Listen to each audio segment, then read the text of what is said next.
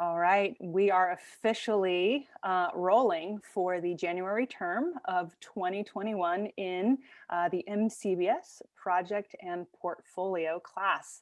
I am Emily Ray. I'm one of a team of instructors who get to spend this time with you and to work on cool stuff during this experience. I specifically service Portfolio 3 and Portfolio 6, but because we blend those classes here in this virtual environment, meaning that represented on the screen here are students who are from our campus community, our online community, and students who span the range of Portfolio 1 through 6. So it's quite a smorgasbord of talent and diversity here in the room.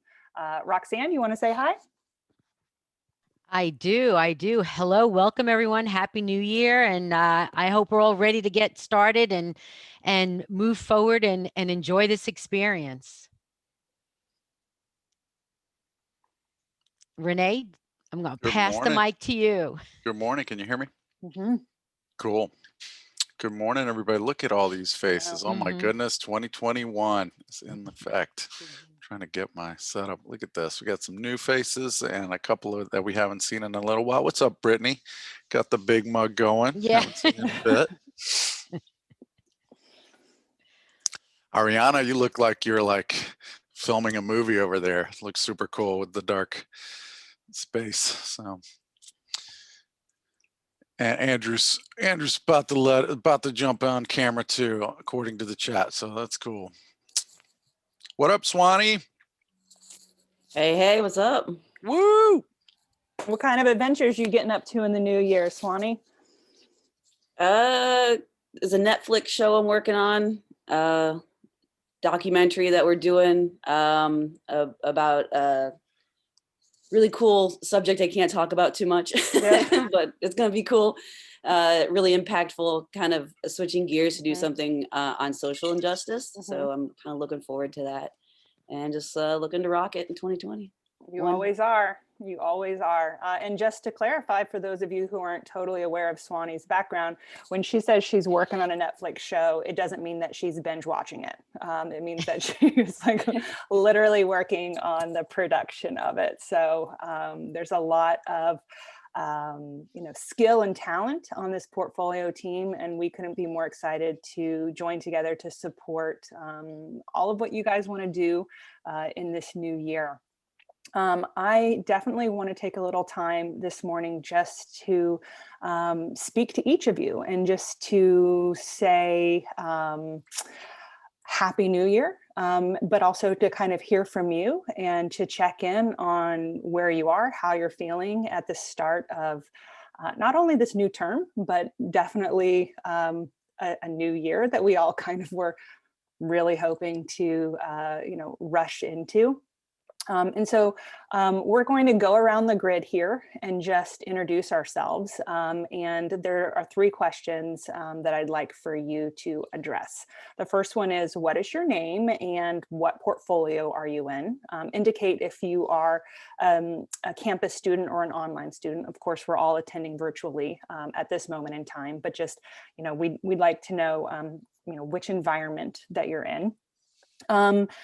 What you are most excited about. And I don't want to qualify that by saying most excited about with school or home or whatever. I just want you to just like go inside, find some energy that you have for something and just like, where is that right now?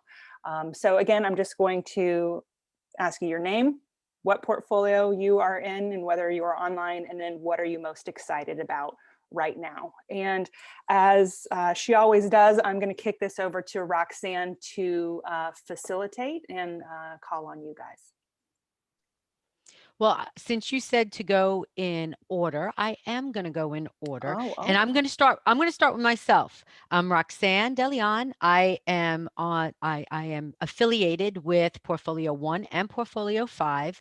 And I'm most excited about starting the new year, as well as starting the rollout of our new curriculum. That January is always exciting for me, because that's when we kind of take everything that happened and make it a new possibility for our students. So I'm excited for that.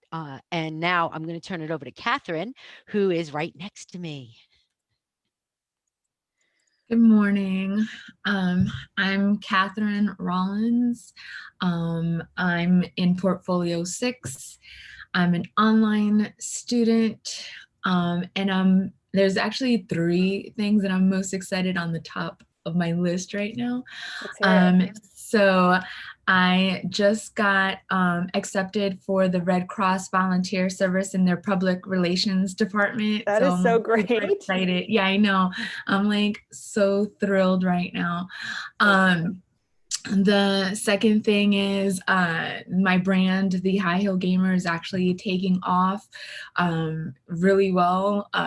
So it's like bittersweet, like COVID, but thank you, like, you know. And then third, as of the 7th, which is like in 2 days, I'll be 4 months away from graduating. So, you know. Congratulations, that's wild.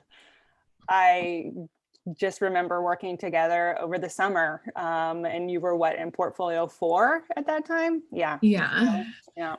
Wow, congratulations on all of that. It sounds like there's a lot of good news coming to you, Catherine. Thank you. Absolutely. Ariana. Hi, so good to see everyone. So good to see everyone. Well, I'm Ariana. I'm in Port 3 now, which is really weird to say. That's wild. In Port 1. That's crazy, Port 3. I'm excited to see everyone, but the main thing I'm really excited for is recently I went to Cali last I think November now, and I went to just visit my cousin and do some like projects for her, because she knows that I do like photography and have like ventured into like content creation and stuff. So I went over there to kind of like work with her and kind of do like a little practice run. And so now I'll be working for all 3 of her companies, doing like video editing and creation. So I'm really excited. We're starting that in the new year, and it's all about like vegan, like fitness and vegan nutrition. So I'm really excited, because that's kind of where I wanted to venture in the new year also. So I get to do it for like content wise, and I get to do it health wise. So I'm really excited. So but I'm excited to see everyone. That's like my number 1. And then that comes right after. So thanks for the claps and the snaps. Yes, that's great. All good news so far. Let's keep the right? trend going. Let's keep going. Lily, come on, Lily. Hey guys, I'm Lily, and I'm in Port 3 this month. And well, the most thing that I'm excited for this month is to be in this class, because it's been really boring because I've been doing nothing.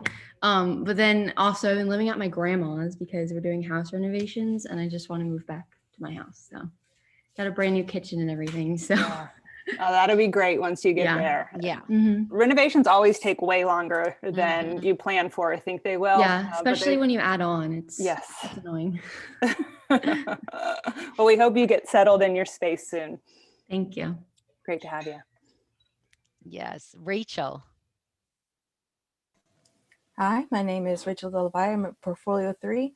And the thing I'm most excited about is during shutdown and quarantine, I wrote a book. So I'm in the final stages of editing, and hopefully by the end of the month, I'll have it published. Nice. Wow, that's incredible. Awesome. Very Are you Portfolio 3 online or on campus? Portfolio 3 online, yeah. Welcome. It's great to have you here. Thank you. That is awesome. I know that's very nerve-wracking, crying, laughing, pulling hair out. It's the editing process is the hardest part, because I'll have to face the criticism and critiques of it and have to swallow my pride and be like, yep, that actually needs to be changed. Yep. Absolutely. Check the chat. I don't know if you saw, you got an offer for book cover art over there. So oh, there you go. And Michaela? Yes, hi. I'm Michaela Jefferson. This is I'm in Portfolio 1, so this is my first time here. Yeah. Welcome. I'm online, and I would say I'm most excited about learning something new here, because it's exciting here, all of the stories that everybody's saying. And I'm kind of a late bloomer to media communications, because Yeah, I just started into this realm, this whole program, so it's very exciting, and I'm most excited about that. Yeah. We are so glad you are here. And you know what, like you are right on time with where you are, right? Like you're not late to the party. You're starting in portfolio 1 and there's a journey ahead of you and you're going to learn so much and have such a good time. And we're just excited to have you. Thank you. Absolutely. Definitely. Welcome, welcome. Kat, good to see you.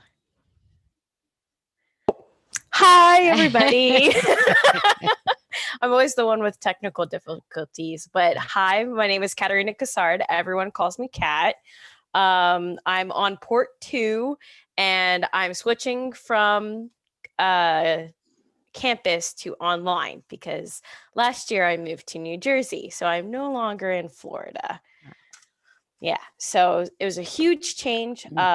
Last year was a lot of setbacks and a lot of health setbacks. I injured my back, so it took a full 6 months to rehab that. So this year, I'm excited for change. I'm excited to make sure. I mean, like the thing is that even though I am further than month 3, I've had so many setbacks. I've had to take time off of school. It feels like I've just been trapped in this one place and I want to change and I want to make sure that I get through it. And I feel like I am in port 5, but no, I'm not. I wish I was. I feel like I know you well enough that you have been through so many ports. It's crazy how much time has gone by, but has still stood still, right? Totally. Especially with last year. So this year, I'm excited for change. I'm excited to endeavor into multitudes of different aspects. And I'm excited to be happy. That's what I'm excited to be. I'm excited to be happy again. Well, the energy is in your voice alone. So that's exciting. That's very exciting.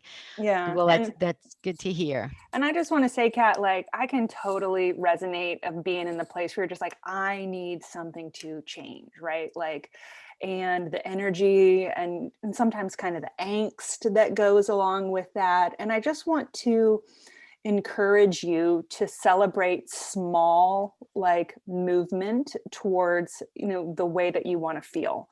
And sometimes it's just like pausing for a minute to be like, hey, I just laughed out loud and I haven't like felt free enough to do that in a little while. And so like as you're on this journey back to health and to like doing your thing, just as you can, be aware of the small but important steps that you're taking in that direction. I will. And that's one of the things that I want to change is because I've focused on the negatives and I don't want to do that. I want to feel good about even the smallest thing. Like I did something today, whether it was I got up, I took a shower, whatever, I did it. That is something to be celebrated about. Yes, ma'am. So that I guess I want to change my attitude about moving forward. Yeah. Thank you. Yes. We're here for you. Yes. And I like what you said, focusing on the positives. Absolutely. Yeah. I just want to add like that's a common theme and especially in this quarantine era. It's common all the time, but in quarantine, the stillness around people and the lack of apparent movement in certain parts of our lives can really put that question to you. Like every day you have to challenge yourself to just be a little bit better steward of your mental health, and like hopefully just checking in and coming into this space. By the way, thank you all for showing up, because this is blowing up. This is the most people we've had in many months, and I know we have like a new invitation email and all new language in the course thanks to Emily, but I'm just really grateful that you guys are all here, because it really does give people like Kat, everybody, it's such a nice place to land, and to just come in and check in and be with people, because I know for a lot of you, like there's not a lot of opportunity to connect to folks. So thanks everybody for showing up. Yeah. Yes. Brittany. What's up, you guys? Hey. been so long, and Renee, you hit it on the head. This class feels like a landing pad. Like I feel like I just like, whew, I'm good. Like I just feel re-energized. So my name is Brittany Gorman. I'm in Port 6, and it's freaking crazy. Mm-hmm. Freaking out in a good way. I am campus, and what was the other question? I'm most excited about seeing how all of these classes, all of the communication, everything that's happened so far. I'm just excited to see how that all comes together and what's going to happen to me after graduation. I'd be lying if I said I wasn't like scared because, you know, bills and stuff, but I'm just really excited, and I'm very thankful to be in this class this month. It always like comes at the perfect time for me. So We're so glad you're here. Absolutely. It always seems to, yeah, that's nice when you hear that it comes at the perfect time. That's always so heartwarming. Ray, welcome. Hey, Ray. Oh, we can't hear you. Maybe there we go. There you go. My bad. Yeah, my name is Ray. I live in Los Angeles, so I'm online and I'm in Port 2. Excuse me. And the thing I'm most excited for, that's a good question. Yeah, okay. So I put this in the first assignment that I did, and I believe this class, or if it was the other one that I'm taking. But there's just so much that I feel like everything that I've been taking so far has been compounding into some like actual knowledge. Yeah. And so with each month that I've been taking classes, it's just like I look back and I'm like, oh wow, I'm actually retaining everything, you know? And so I'm like, okay. I look back at when I took like Roxanne's aesthetics and communications. Like I look back, I'm like, okay, I love pastels. I'm wearing a pink pastel stuff right now. You know, I'm starting to realize, okay, I can get into all of this stuff. And so as I look forward to what my future career could be, I'm starting to get more and more excited as I see all of these things compile into knowledge for my future career. And so that's where I'm at right now. And that's what I'm very excited about. It's great to have you here, Ray.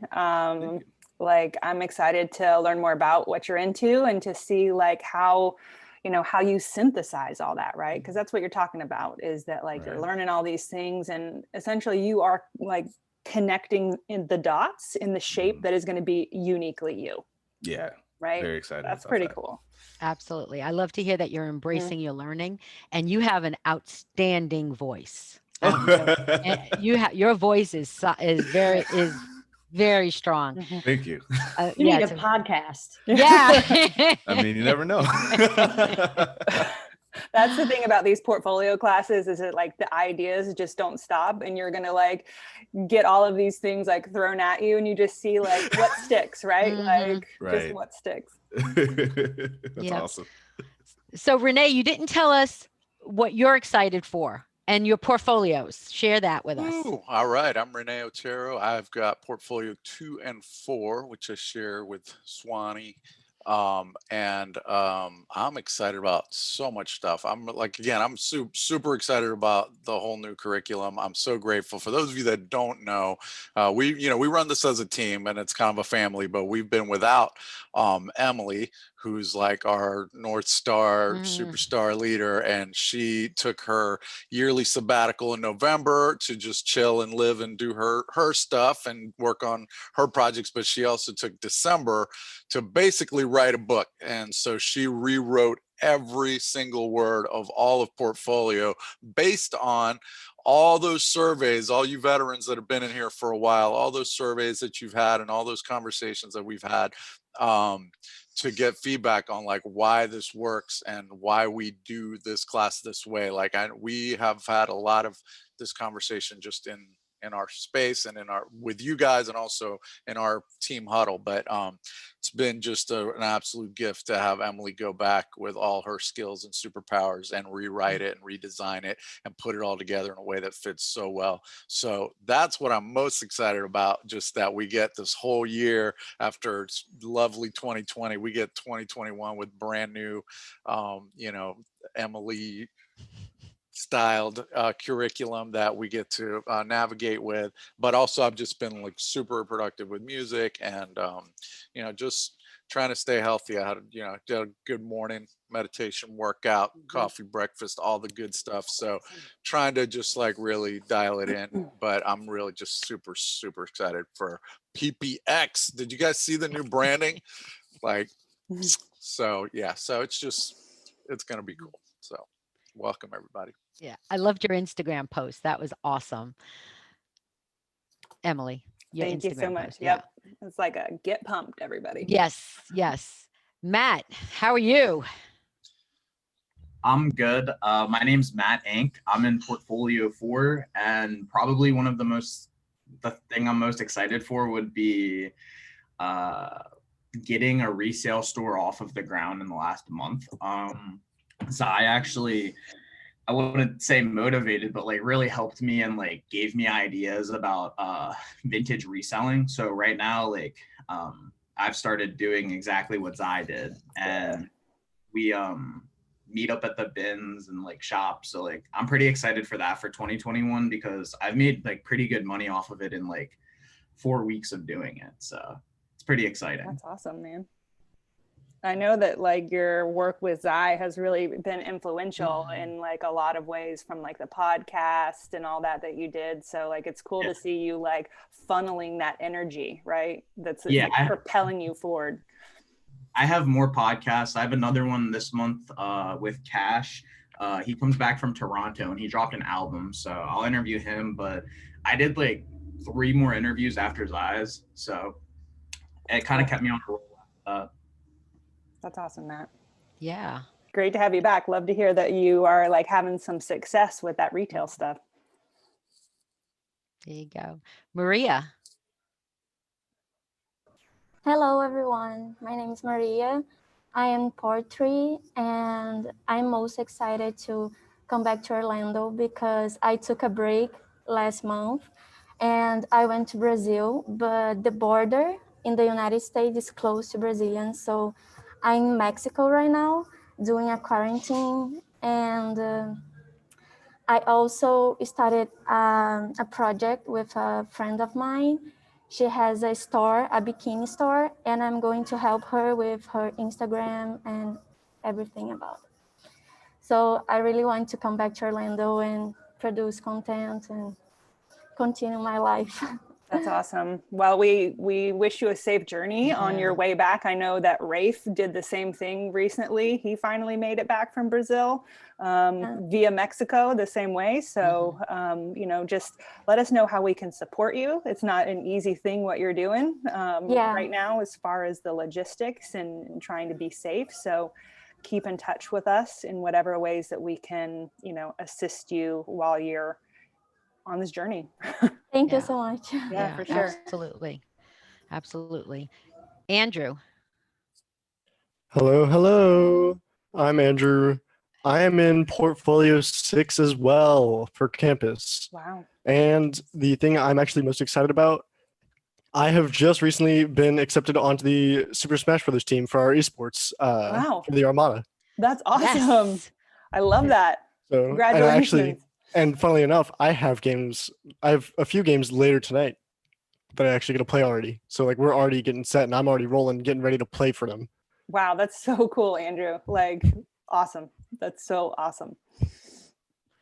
That is great. You have to definitely keep us posted and for sure. What's happening. Nicole.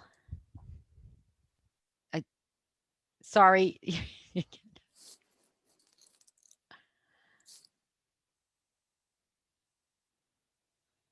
You just have to unmute your mic.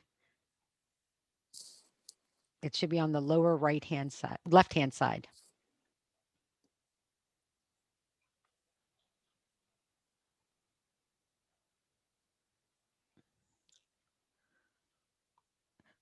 Nicole, are you ready? Oh, sorry about that. That's okay. I had to close the curtains because my dog was barking. Oh, no worries. No worries. I wasn't sure if you heard me. Thank you, Brittany. Hey, everyone. My name's Nicole. I am in Portfolio 2 online. And right now I'm most excited to just kind of get back into, the normal swing of things, get back into class and everything, and just kind of highlight everything that I've learned so far. So I'm really excited for that. Oh, that's great. That's We're great. happy to have you. Yes, absolutely. Courtney, welcome. Hi, can you hear me? Yeah, Yes. we can. Good morning. I had to log off and then come to another. So my name is Courtney. I'm in portfolio 6. I'm sorry, 5. I'm in portfolio 5. I'm excited about growth. When I started Full Sail, I didn't think that online classes would be for me because I'm more so hands-on, getting that in-class experience. And so I didn't think that I would learn as well. But when I look back from creative presentation up until now, it's like, whoa, I have learned so much. I think that having instructors who follow up to see how you're doing, if they notice that something is off, checking on you, I think that helps a lot. So I'm just excited for the growth that it's something that I felt like I couldn't do, but now to see whoa, you've done it, with the support of instructors and even classmates. I didn't think that, being an online student, I would be able to connect with any of my classmates, but there are some that I've connected with. So I'm just excited for growth and for what's to come.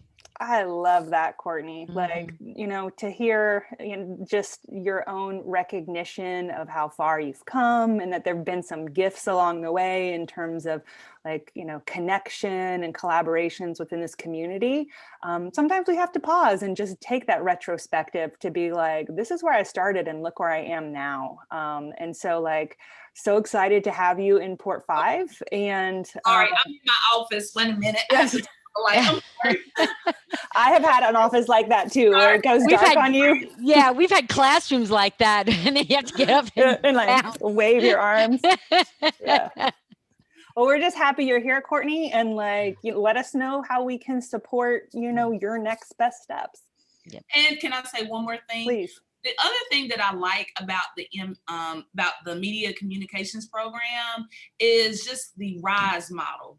I think that's one of the most important steps, especially at the end. And hearing from your classmates, and because sometimes, for me, when I'm not sure about something, I think I could have done better, but to hear, classmates give that feedback and tell you, okay, something that you feel like you didn't do good on, and then they're able to tell you I really like this part, and and making those suggestions. I really like the RISE model, and that's something that I have adopted into my own personal lifestyle now.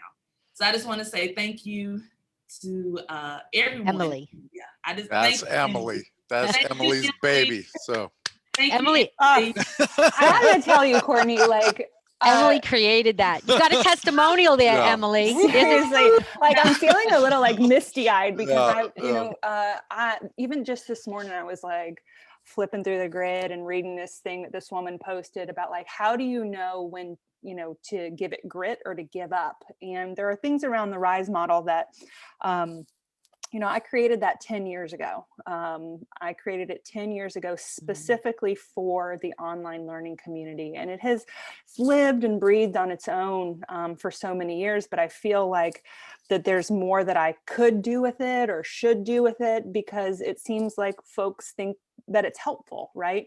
And sometimes I'm just feel down on myself in that maybe I should spend more time here. Maybe I should nurture this more. Maybe I should develop curriculum around it. Or, I hear from teachers who want to use it, but don't necessarily understand it. And I've been in this space recently, specifically because my heart is in portfolio.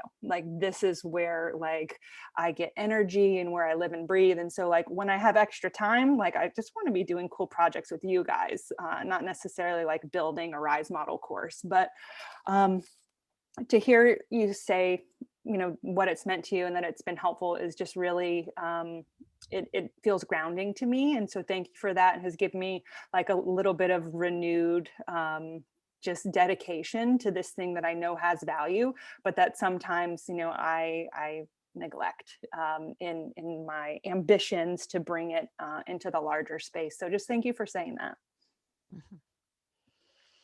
Yep. Swanee, we know what you're excited for this month, but what portfolios do you teach?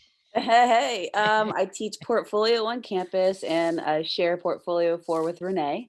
I do the online section.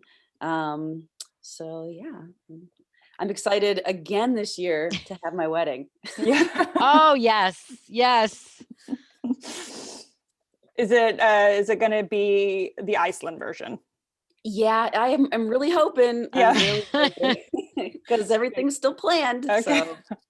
Well, we're going to be like sending all the positive vibes that way for you, Swanee, so that you can do that. The short version for everybody is just epic Viking wedding in Iceland. Just that's the short version. So yeah, it had to be postponed for COVID. So yeah, that's what. Yeah. Kind of like that hangnail, you know. I'm just ready to like rip it off and have a good time. But, just ready for, you know, 2021 and all the cool things that are going to come this way, and you know, just seeing all the cool content you guys produce, and you know, this new portfolio version that Emily created, and just a little, you know, a nice drink of orange juice. It's nice and fresh, you know. So, ready for it. There you go. Thank you. Norman, welcome. How are you doing? Hey, Norman. Hi, I'm excited. Well, I'm actually motivated. I've been doing this class. I'm in portfolio 6, and it seems like every class pushes me harder. And after I retired from the military, and then a week ago, I moved to Nashville, which is an area I'm not familiar with, but all the opportunities have come up for me. I'm actually starting to produce and plan people's podcasts and a little logo design on the side. But I would never thought I would be able to do anything like that, because I'm like, I spent 20 years in the military. What am I going to do now? And then being an online student, I'm like, what am I going to do with this degree? And it just starts happening because I kind of just let it be. Instead of worried so much about what to do, I just let it happen. So I'm really motivated. Thank you for sharing all that. Like it's just something that like you are constantly becoming, right? Like, and if you give yourself like the space and the support, like it's just going to emerge for you. Yes. And also, while I was going through it, I was diagnosed with PTSD, so I had some issues during, and also lost my father during the whole time I'm in school. But the support of everybody just kind of kept me going. So I'm actually sad that I'll be graduating soon. Yeah. But well, we're cheering for you. But I'm like I said, I'm motivated just to keep going. Well, a couple of things, you guys, those of you that are graduating, remember as you kind of transition, like this schedule for our portfolio doesn't change, and the way we run this, if if you're a first timer, like you are welcome to come back. I think we have at least one person back here that is not enrolled, I believe. So you are always welcome to come back and check in as an alumni or as a person who's just in a different month. Like if you're out of portfolios, but you still have a few months, you're always happy to we're happy to have you. So jump in and check in. But Norman, I really want to thank you for sharing that part of your story. And I'm really grateful. I'm like, one of the things that I've always loved about Full Sail is seeing veterans come in. But I mean, especially is awesome, like retired veteran, like you put your time in, you served our country. So thank you so much for that. But it's so good to hear that you've been able to now see a completely different opportunity or set of opportunities appear for you in your life, because that's got to be really hard to just finish that career and go like, now what, so I'm really glad.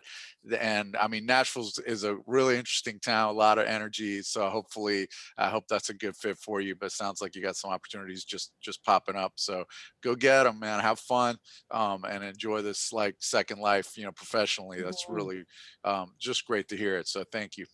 Thank you.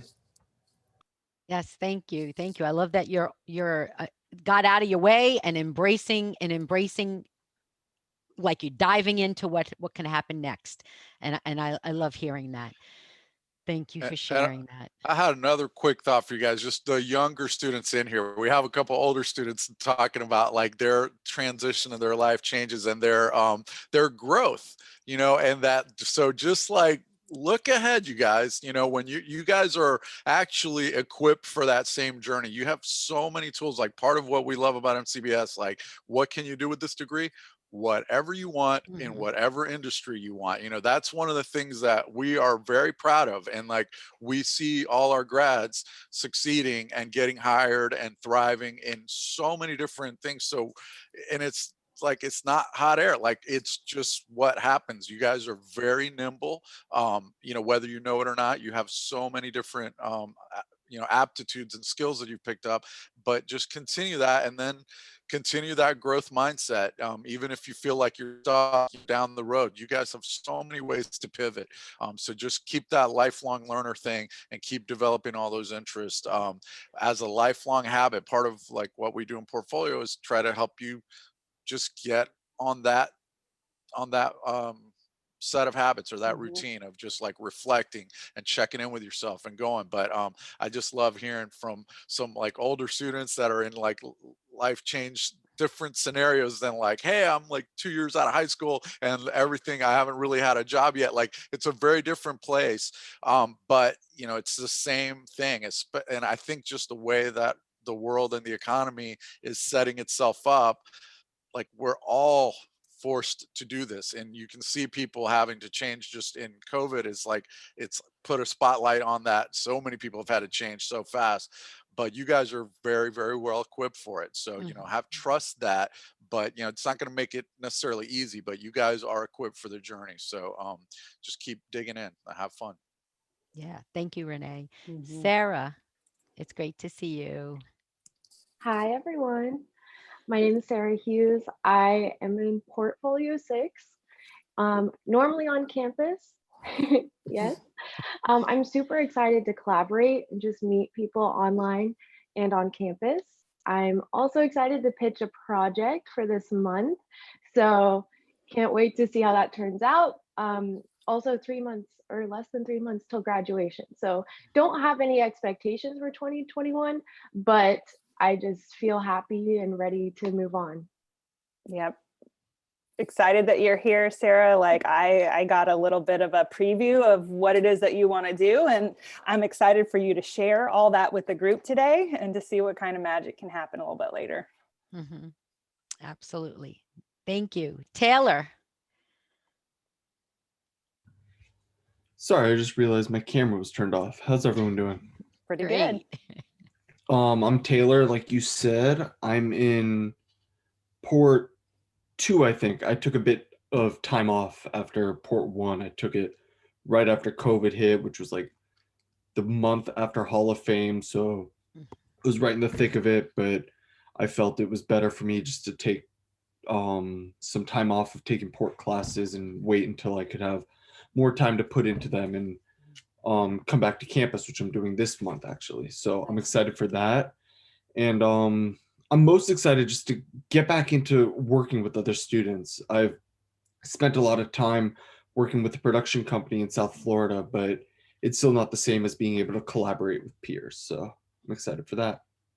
Love that, Taylor. Well, excited to have you kind of back and jumping into what we can offer on campus. So I guess that means I'll see you at Full Sail.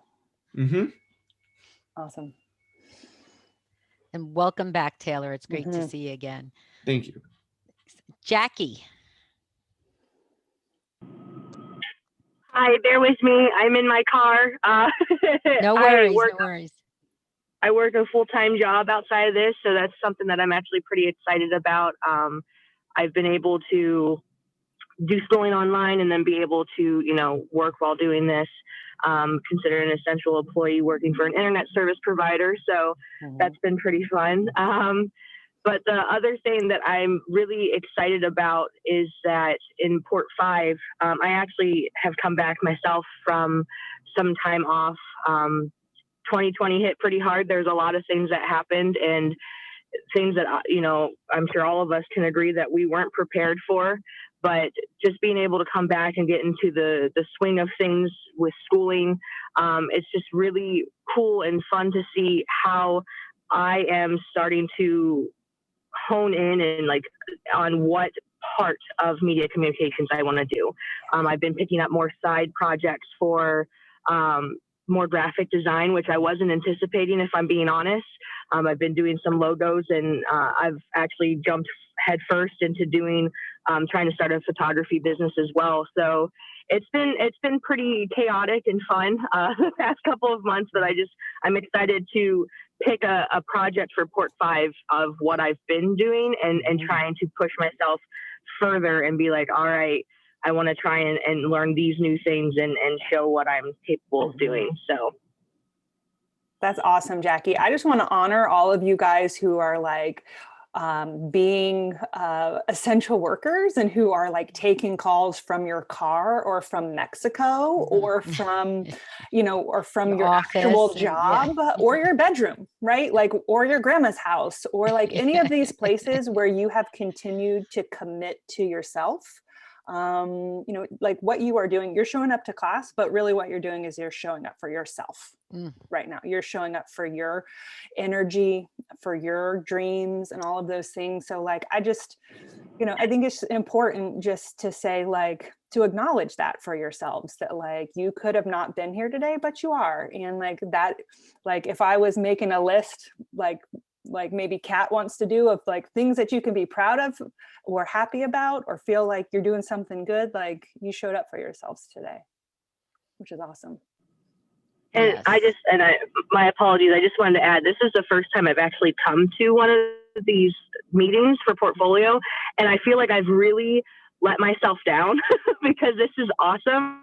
And I have one of the things about, I'm in Canton, Ohio. So one of the things, I can't go to campus and I can't do a lot of projects with peers because I don't have that opportunity. So the fact that I have finally made the time to be here and just go, okay, I'm going to look weird in my car, I feel like I did myself a disservice. So for those who are just starting Portfolio, please continue to show up, because this is such a great thing that I wish that I had done when I first started doing my classes. So well, there is still time, Jackie. Yeah.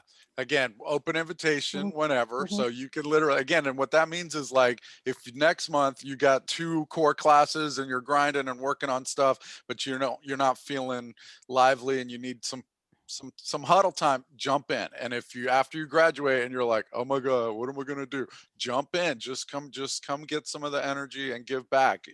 Because just like this, I mean, I can see Sarah's excitement. She's ready for that project, but like these projects, you can jump on and collaborate and build some really, really powerful, real world working relationships with people that are going to create opportunities. And Jackie, you're not the first one to come in from their car on their job. We've had that a couple of months, so don't feel awkward at all.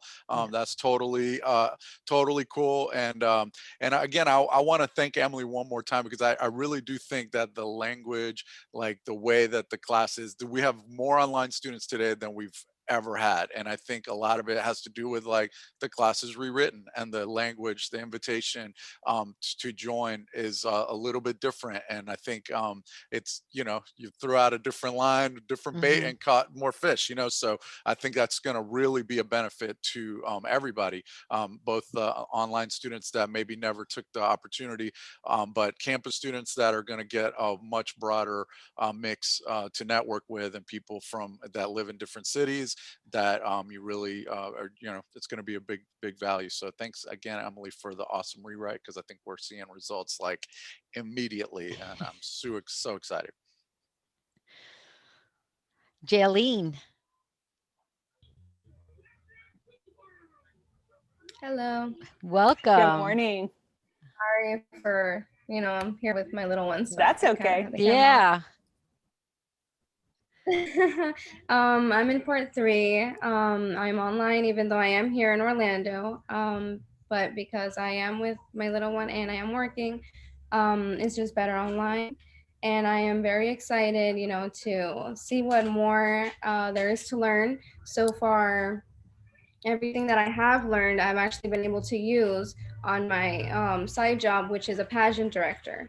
So which actually helps me like with marketing and advertisement and like MC scripts, everything. So yeah, I'm just excited about that. That's awesome. I would love to hear more about that at some point, just to kind of hear what that job entails. And like, just because as you describe it, I could think, yeah, media communication skills that would really support that job. So that's super cool. Absolutely. We used to, I'm excited to be here. In the very, very beginning of MCBS, Jason Gillette and Pete and I used to host a podcast that was called the BS Hour, but like the MC BS, but you know, it just meant because we were kind of just chewing the fat, if you will, about media related things. And there was always this segment that was called That's Someone's Job, and where we would explore like different jobs that people had and how media communication skills kind of fit into that. So like, I'm very interested and curious to hear more about what you do. That's great. So basically, I mean, I run everything. I do like the choreography pageant day. I do the photography, videography. I write the MC scripts, you know, a few months before. I have them all, you know, give me some information about themselves to incorporate in there. And, you know, I basically just advertise, look for contestants and that kind of thing. So I just do the whole event coordination. I do pretty much everything. So it literally sounds like you use almost every MCBS skill there is. I would love to do like a case study about like your job and how you use MCBS skills. Yeah, these are definitely real world applications being held right here. Right. Wow. Thank you for sharing that. Malia. Hey everybody. Howdy. So my name is Malia and I'm in Port 5. Yeah. I just like stopped counting at one point. Yeah, so I'm in Port 5, but I'm most excited to get out of this snow. I don't know if you guys can see, but there's like a bunch of snow. Well, I mean it's not a bunch of snow, but it's 30 degrees here and I'm not feeling that. I know it's not much warmer in Orlando, but I'm going back Sunday. Yeah. I'm going back Sunday to Orlando. So but I'm also excited because I reached out to and I believe, if I'm correct, Emily, you graduated from UCF, right? No. You didn't? I Wait. did. Oh, who was it? Okay, Roxanne? I graduated from UCF. Okay. Well, I'm actually working with this one guy, and his name is Connor, and I messaged him on Instagram just like out of the blue, because why not? And I asked, and he's a photographer for the UCF sporting events and everything. Cool. And I asked him, like, hey, whatever, like, could we like meet up if you feel comfortable and all that? And he was like, yeah, absolutely. And he's like, creators helping out creators and everything.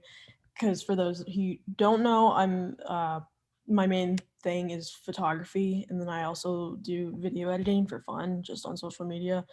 And he said like, yeah, I'll show you around UCF and everything, and you know, because it's just like 15 minutes down the road.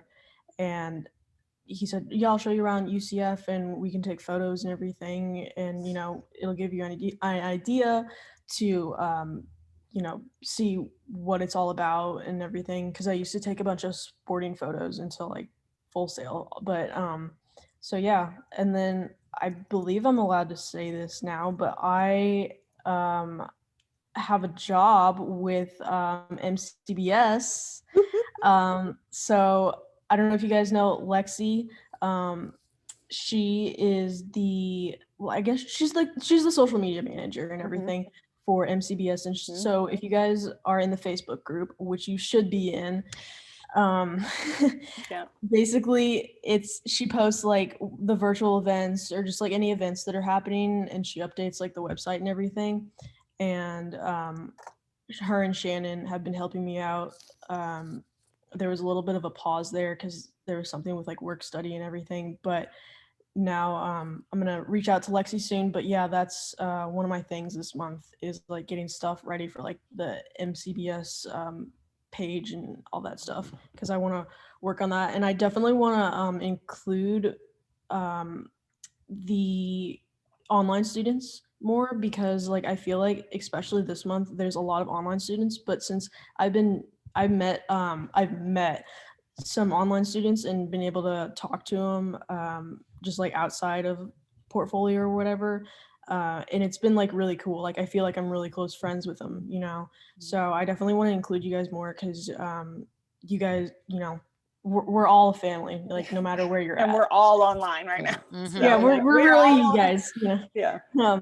But yeah, I want to include something with that and work on that with something with MCBS, and so I'm talking with Shannon on how to like do that. Very cool. That's great. Glad you're here. Thank you. Yes, and you'll be back to the warmer weather. We're going to be 70 today, so a little bit warmer than yeah. Not rubbing it in, but just saying. Yeah. Emily, it's back to you. We've heard from everyone and what they're excited about.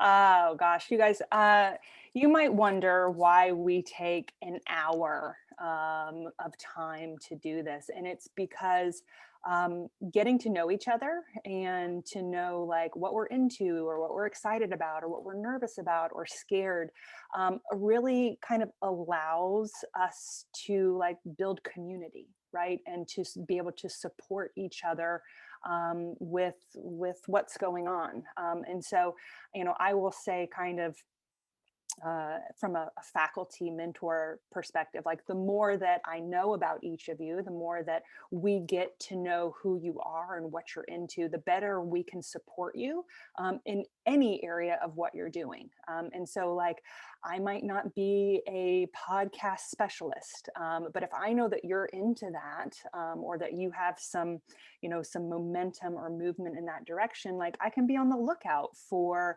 opportunities or resources or be able to connect you with someone. And so, you know, I'm coming at this moment right now with a lot of gratitude for all of you who are here, who turn your cameras on and who were willing to like be interactive, like, because the worst thing that we could do in this class is to just come into this space and not talk to each other, right? Like, and maybe just have like one person talking and pointing at slides type of a thing. Like we don't need to be live to do that. And so just to kind of round out this round robin of an introduction section, I am Emily, and portfolio is like pretty much my home.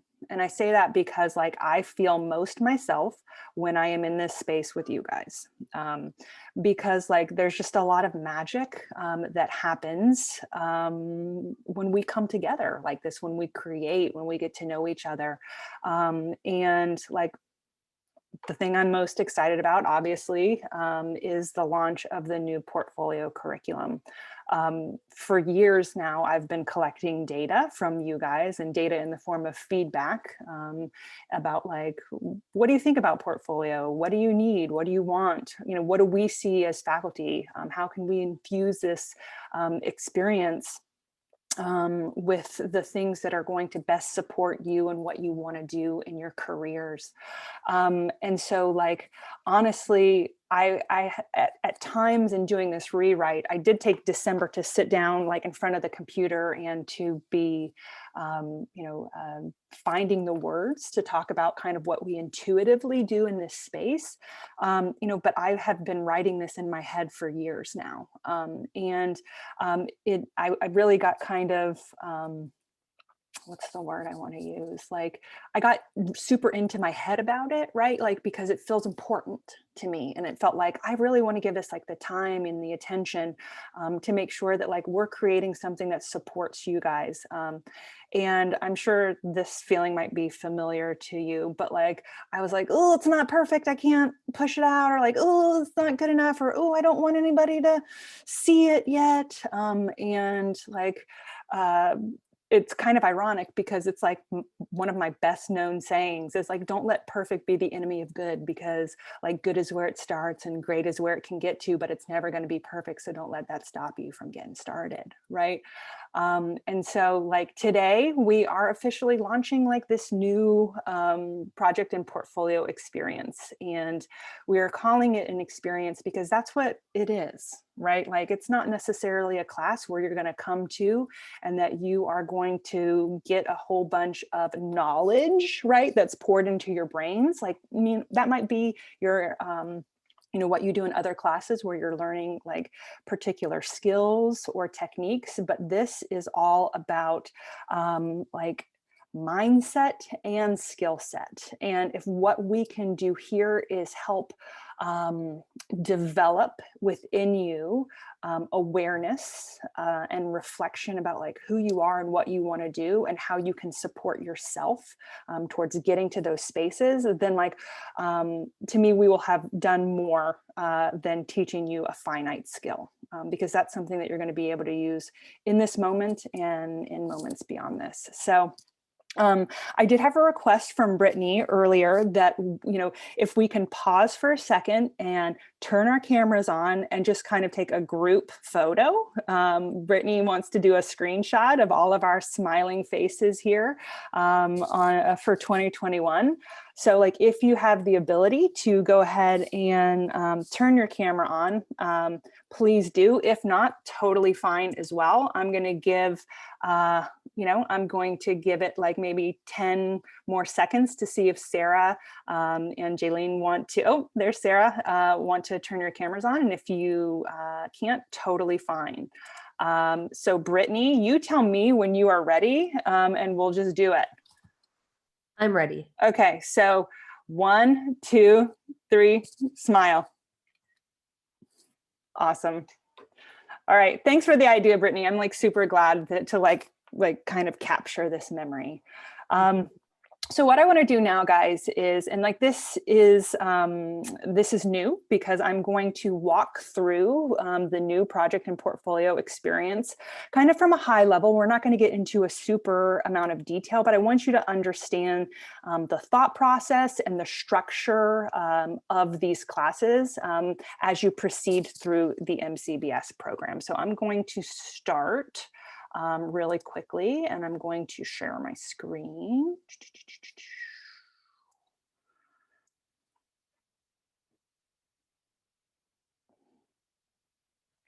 Okay.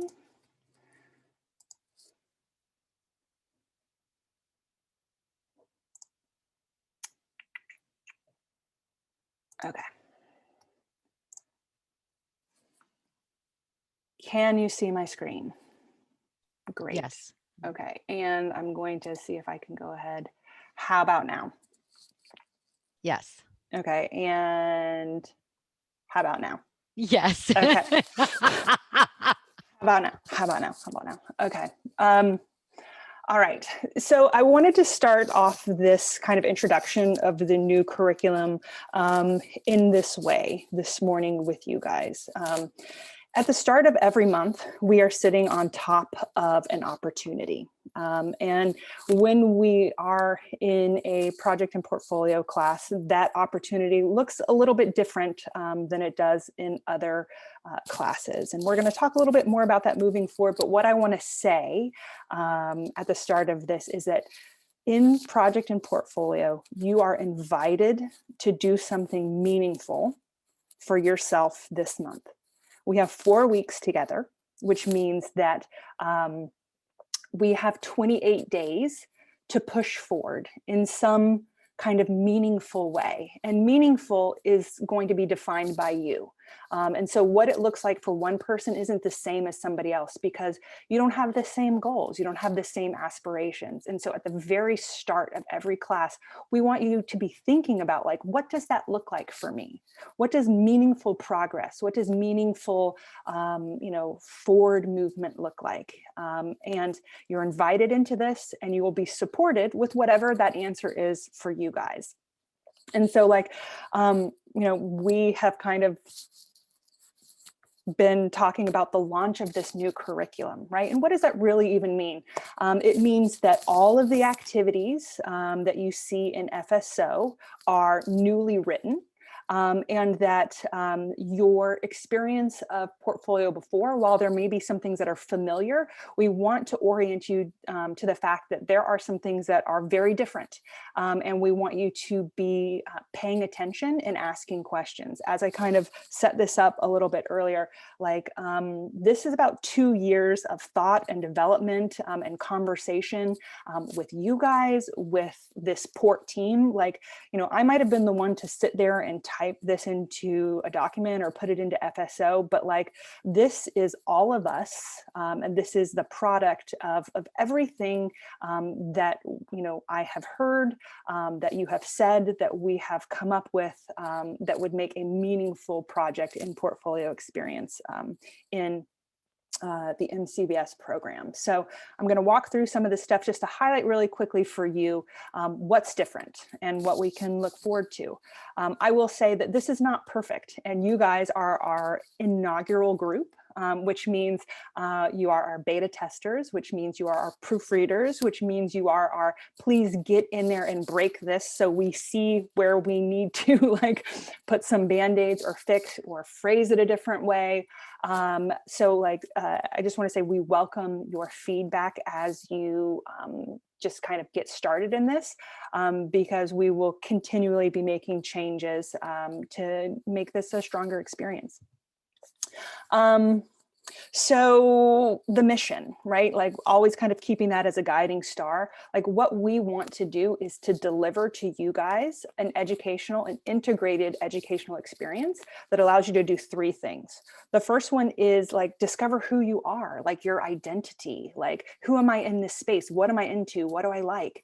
To help you with an articulation of self. An articulation means like finding the words to talk about what you do or the value that you're going to bring to an employer, to a client, to a collaboration. And then finally, to help you develop some kind of project showcase or some kind of evidence, right, that is a demonstration of your skills and abilities. That's what we do here in project and portfolio experience, those 3 things.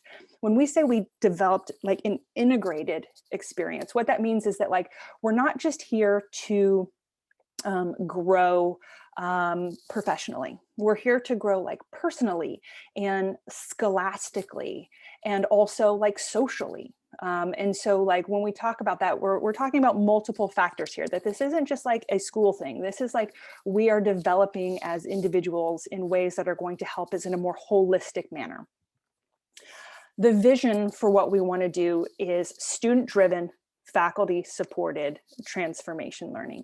And what that means is that like we create some structure, but you guys are the ones who put the meat on the bones, right? Most of what we do in this class is like your baby, your brainchild, your projects. We're just here to kind of, support you, offer resources, help communication and collaboration as we move forward. And so what this requires, again, is for you guys to be showing up to this. Like we want to spend time doing things that you want to do. We don't want to be directing all of that and be very prescriptive to say it's got to be A, B, C, and D, right? Like, no, it doesn't.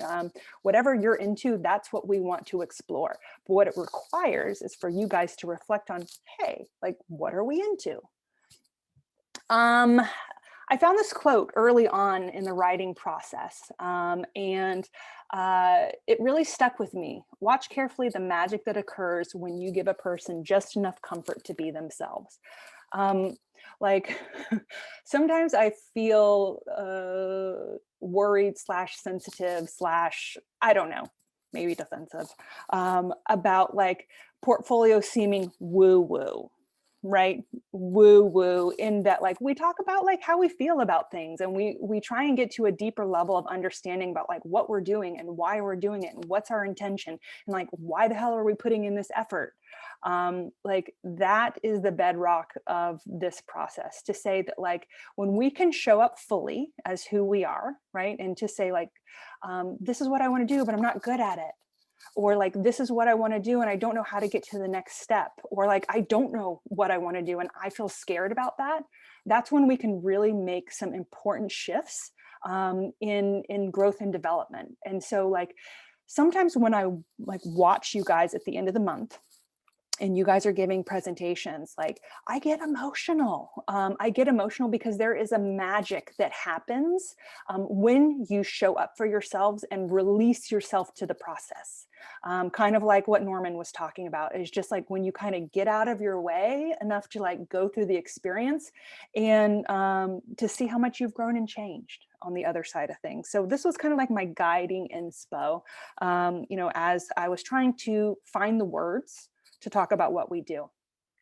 There are some major themes in this. And like, if you've been in a project and portfolio class before, it might sound familiar, right? We do some reflecting, goal setting, skill development, storytelling, and all in the effort towards career readiness. Like, we're here to say, like, how can you use these skills that you are developing to be ready to take on clients, or to get the job that you want, or to become an entrepreneur. And what we do is to try and like create this safe environment where you feel like, hey, I feel okay to try something new. Like, I'm not like going to get a bad grade, and I'm not going to get admonished for if I'm producing something that's less than perfect. No, you're going to be celebrated. You're going to be celebrated for like saying, you know, I might be into this or I might not. And the thing is, if you find out that you're not into something that you tried, like that is actually like a really great thing. Like, it's a really great thing to know, like, I'm not into that, because then you don't have to waste any more time doing something that you're not into. And that brings me to this idea of relevancy, right? Something is relevant means that it is important to you, or it has value to you, like in your life. And so like, as a student coming into these portfolio classes, you know, a lot of times we feel like, well, I just want that teacher to tell me exactly what I have to do to get an A. Like, that is not what's going to happen in this class. So spoiler alert, like that is not what happens in this class. If you have an idea about what you want to do in your career, these classes offer you the chance to like refine that skill set, to build projects around, to build a showcase of work demonstrating that, like, guess what? I'm going to be a badass photographer. I know that, I know it early, and in every portfolio class, I am going to work on something that becomes a demonstration of just how good I am at this thing. On the other side of the spectrum, like if you don't know, also okay. If you only have a vague idea of what you want to do, the project and portfolio experience gives you the chance to discern your interests, right? And then develop talents through short-term exploratory projects. What that means is that if you don't have any idea of what you want to do, try some stuff, taste test it. See if you like it. Go back for a second helping. Try this month if you're like just bought a new camera and you want to see if you're into photography. When we talk about these short-term exploratory projects, what we're saying is that, like, do something to develop that skill and see if you like it. And if you really like it, maybe in the next PPX course, you like pushed further in that direction. If you don't like it, you can leave it alone and you can feel good that you tried and that you now know that you don't need that or want that. In this way, like, you guys are going to be choosing your own adventure through this like project and portfolio experience. What this means, again, is that you show up to the question of like, well, what do I want to do this month? Like, what do I need to do to be able to move forward towards like my career goals or career aspirations? And in that way, like every month that you're in one of these classes, you reflect and you redirect as needed. You say like, was this working for me or was it not working for me? And like, if it wasn't, what do I need to do now? That's what we're talking about. Reflecting, stopping, pausing long enough to say like, did I like that class I was just in? Like, am I going to be a graphic designer? If the answer is no, like, it's okay that it's no, and that you want to direct your time and your attention in a project and portfolio class to something that's going to further what you do know that you want to do. Right. And so what we've done is we've designed these learning activities to be open-ended, right? And to be personalized. And so that's going to require you to show up and define some of these elements for yourself in a way that makes sense. So you will make intentional choices about like how to spend your time and how to spend your talent to like confidently march step by step to what it is that you want to do when you leave here. This experience, right? We are working on both mindset and skill set. And mindset is like, how are we supporting ourselves or sabotaging ourselves in kind of ascending to or accomplishing the things that we want to do. A skill set is the technical side of things. It's like, I know Photoshop and I know how to edit video and, you know, I know certain things about project management. So we're really working on both of these things because they go hand in hand with your growth and development. You know, if you are a really incredible animator, but you are not a good collaborator, you might not get far in the industry that you want to go in. And so really we're working on soft skills and hard skills throughout this process.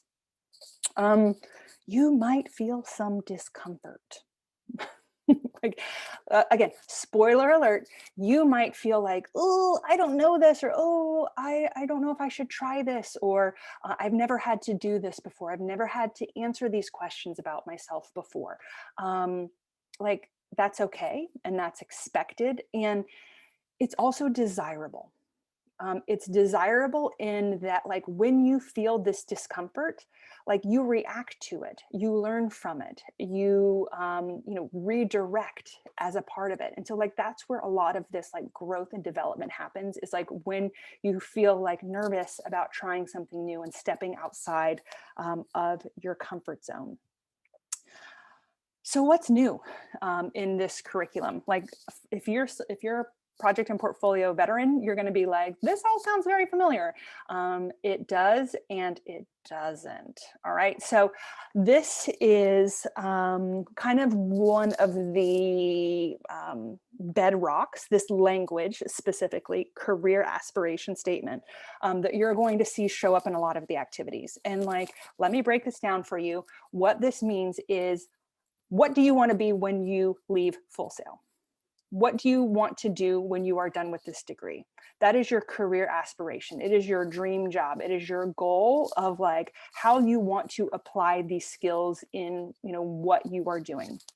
And we want you to focus on this like as a driving force for all of the activities that you engage in project and portfolio development, to kind of keep this as a North Star, to say like, does this thing that I'm doing support ultimately like what I want to go and do and be and see when I leave here? If it doesn't, should I be spending my time this way, or my talent or my resources this way?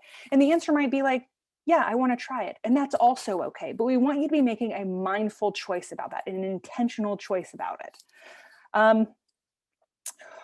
Another thing that is a little bit new that you will see written into the activities in FSO are these kind of broad MCBS career pathways. Like, one of the things that Renee touched on when we first started is this idea that like with an MCBS degree, you literally can like do almost anything in any industry. You have a Swiss Army knife of skills and talents, right? And so like some of the major ones that our students go on to do are become writers or strategists or audio visual creators, photographers, designers, personalities of some sort. And these are very broad distinctions of you know, career pathways that you can get involved in. And what you're going to see in some of these assignments is that we put forth examples to help you kind of like project and see a path for yourself if you are starting out in a broad space and want to get more specific. So like what this looks like is that as you move through the PPX, like your idea of, or your ability to articulate your career aspiration, that is again, like what you want to be when you leave MCBS, you will likely be able to gain like some specificity. And that means like to add some detail to that thing that you want to go do. Right. So like, let's start back with one of those career pathways that we just talked about. The first one was a writer, right? Maybe your career aspiration statement right now, as you know it, as it's clear to you, is that like, hey, I just want to be a writer. I love writing. That's a great place to start. As you continue to move through this degree program, when you're gaining skills and experiences, you might actually, and you know, maybe even after you get past your first video class, you might be like, I would really love to be a vlogger. right? So that's a more specific version of writing, right? Like, because it also involves some like video aspects. It also involves some like personality aspects. And an even more specific or more detailed version of that career aspiration statement might be like, I would really like to be a travel vlogger. Right. And so like, if you know by the end, you know, of your time at MCBS that you want to be a travel vlogger, that allows you to use your time in project and portfolio in a very dedicated and intentional way, that you will create or seek out projects and experiences that will support you in having the qualifications that you need to be successful in that career. So with this career aspiration in mind, right? Like, this is what you want to be. We're going to ask you to set a goal in project and portfolio experience that supports movement or growth towards your career aspiration, right? And this is where you guys are like, goals, that like ding, ding, ding, ding, ding, that's ringing a bell. Portfolio is all about goals. Yes, it is. Goal setting is still the hallmark of this experience, right? So the idea is that each of these courses like acts as a stepping stone to help you reach your dream job, right? And so like, for those of you who are starting out in portfolio 1, like, you have 6 portfolios available to you to like plan the skills, experiences, projects, collaborations that you want to get involved in, so that by the time you reach the end, you're ready to rock and roll and you have like a real clear idea of what you want to do. You have found the words to talk about the skills, abilities, and value that you would bring to an employer, a team, a collaboration, and that like you have some sort of like showcase of your work that you can point to say like, look, you know, I know that I said that I could do photography, but check this out, right? And it becomes a greater, more tangible demonstration of like your defined skill set. Here's the difference. Portfolio of the past, you guys set 3 goals, 3 SMART goals, right? Project and portfolio experience, you set 1 goal a month, a single goal. All right, now what does that look like? All right, you set this goal, but now we are also requiring you to add a little bit more structure, right? You talked, you are familiar with, or in the past, we used the SMART goal structure to help define and plan what it is that you want to do. We are still leaning on SMART goals and that designation to help you kind of create some structure and plan what it is that you want to do to help accomplish this goal. But in addition, there's going to be a formalized action plan where you guys will provide us things like a description of what you want to do, resources that you have or that you need, deadlines that you want to meet, that you, what's the deliverable for this? Like, how are you going to make tangible your learning, your growth or development, right? And so in the action plan, you're going to detail those things for us. So in order to kind of make sure that you guys understand this and that you are being prompted to provide the information, you know, that would help articulate and help you plan, we've created a worksheet for you. And so like in the goal setting assignment, you're going to see this worksheet. And some of the language on here on this slide should seem really familiar, right? Like career aspiration, AKA what's your dream job? What do you want to become when you leave this place? You will define that here, right? Then you're going to set a supporting goal, right? In support of my desire to be a travel vlogger, this is what I'm going to do this month, right? And so then you are going to outline anticipated problems, solutions, detail your deliverable. I got dogs in the background here, you guys, and they are fighting. So let me just really quickly put myself on mute and fix this situation. Such is COVID life, right? Like, they're not quiet. Sorry, I'm just going to say, if you hear that in the background, know that it is 2 Boston Terriers being really upset about me working and not playing with them. But so like you are going to detail like what the deliverable is of your goal, what are your benchmarks, your deadlines, what are the resources. So like, again, this is new, but it should also sound very familiar. We're just putting a little more structure and asking for you guys to provide a little bit more detail about how you are going to approach accomplishing this one goal, right? That's going to help you on your stepping stone to get to this particular like career aspiration or dream job.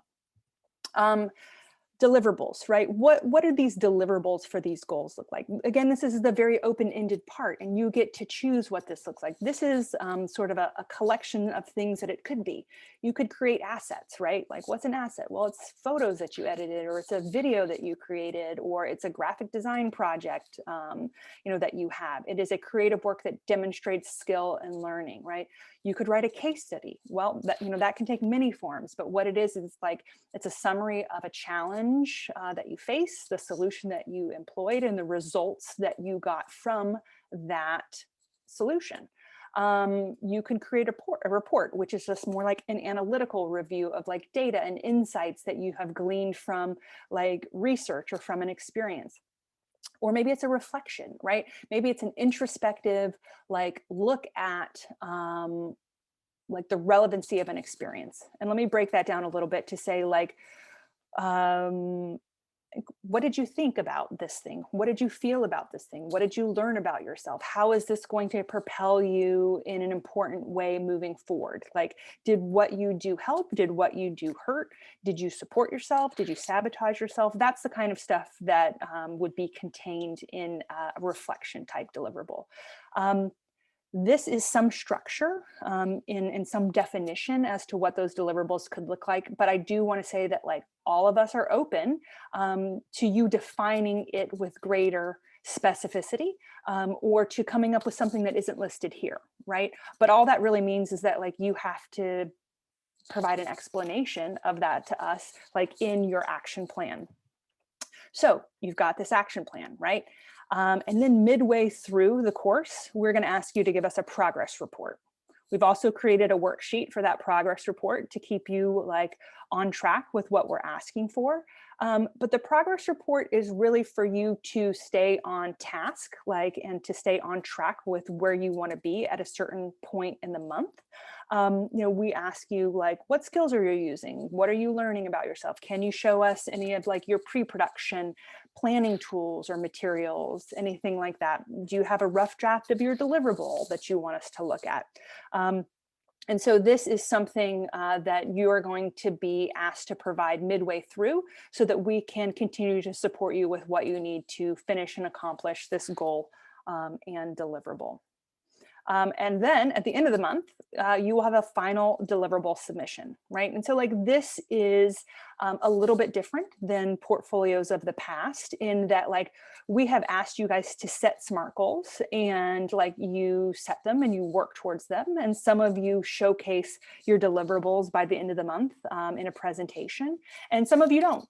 And like one of the things, some of the feedback that we have heard from Kevin, the MCBS faculty member who is really a career development professional and expert, he says that like once you guys are getting into portfolio 7, you know, he doesn't see you having a lot of projects ready to show to an employer or to you know, to have in a project showcase. So this final deliverable submission is really meant for you to start kind of collecting these things, these reports, these assets, these reflections, any of that stuff that you can point to say, you know, to a potential employer or a client to say like, look, this is what I can do, right?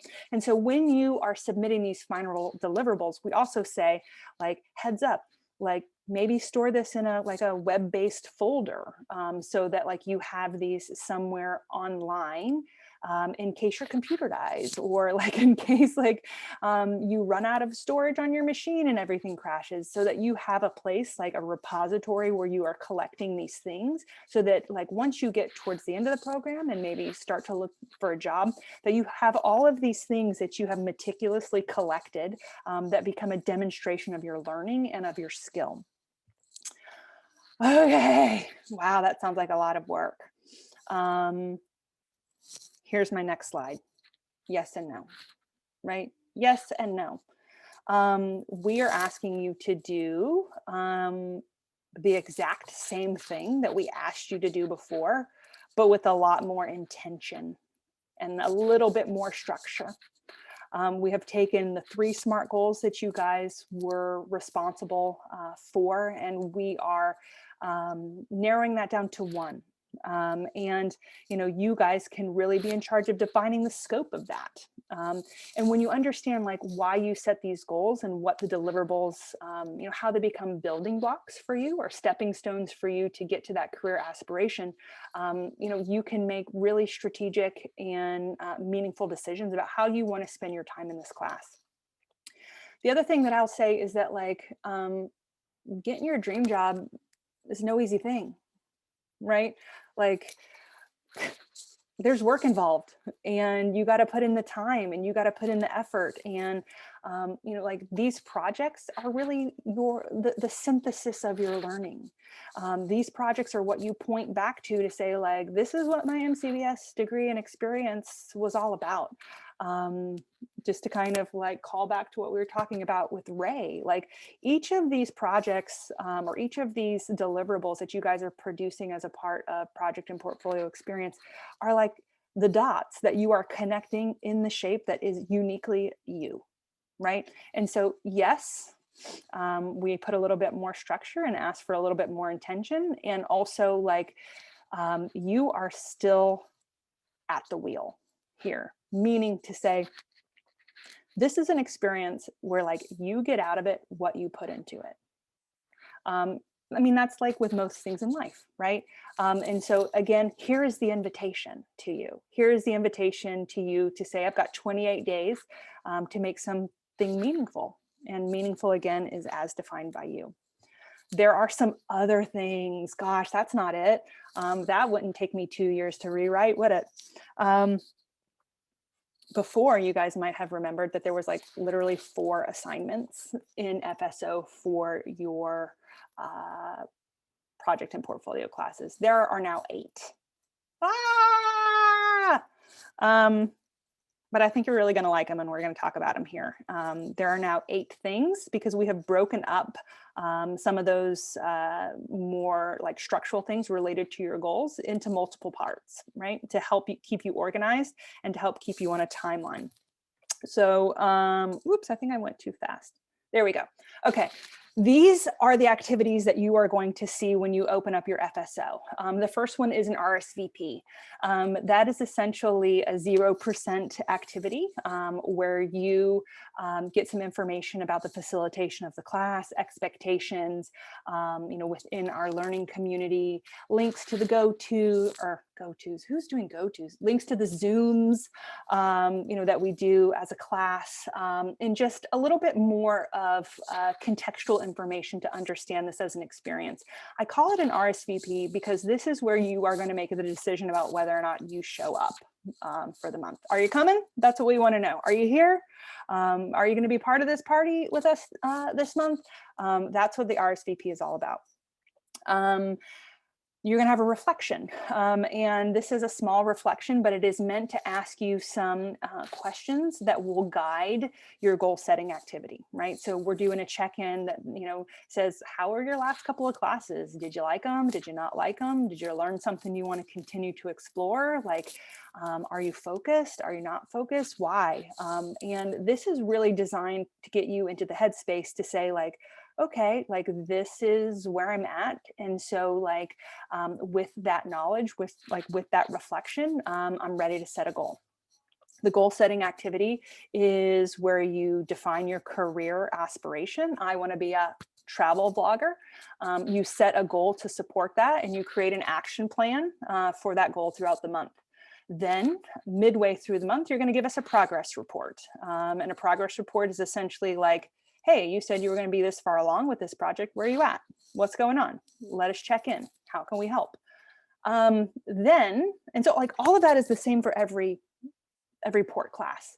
Then there's one activity that is specific to the project and portfolio experience that you are in. So port 1 has particular activity. Port 2 has a different one. So there is a single activity that is different for every, there's a single activity for every portfolio class. We're going to go into that in a second. Now, here's another distinction, right? And the distinction is process presentation. How is that different? How is that different, y'all? Turn on your mic, just somebody. Because before it was progress? Yes. Okay. Okay. You see what I did there? Okay. There's a lot more explanation to this in the actual activity, but I want to highlight that that's different. Like that's what I'm giving you here is like a high level overview. A process presentation is the how of it, right? Like it is the steps that you took or are taking to do this thing that you said was important to you. It's your steps, it's your strategy. And we want you guys to really be focusing in on not just like what you did, which is the product, right? You're going to turn in a deliverable, but there's a story involved with how you got to this thing that you did. And so part of you know, the intention and the objective of that activity is storytelling, right? Tell us the story of your month. Tell us the story of how you like decided that this is how you wanted to spend time. What happened when you started on this journey? How did you engage in this? What happened? What was great? What wasn't? These are the types of things that we want to hear from you in your process presentation. The final deliverable is simply like your asset, your report, your case study, your reflection, whatever it is that you're turning in as kind of the more tangible aspects. Like I might say that this is your product, right? Like this, you're turning in the product of this goal. And then there is one tiny little final reflection that is due at the end of the month. And so like, this is it. It might feel like more work, but I think that you guys are going to find that it's actually not more work. I think that this is a shift to working smarter, not harder, right? Being really intentional about where you spend your time and how you direct that energy. So I talked a little bit about the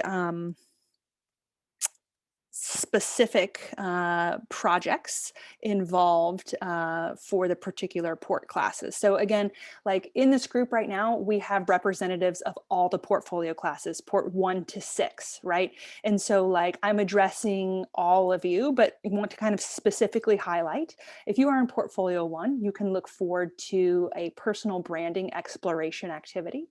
If you are in portfolio 2, there's an activity that is your career inspiration analysis, where you're going out and you're like researching your media heroes and trying to figure out like what about them you want to kind of emulate or how you want to like distinguish yourself in the space.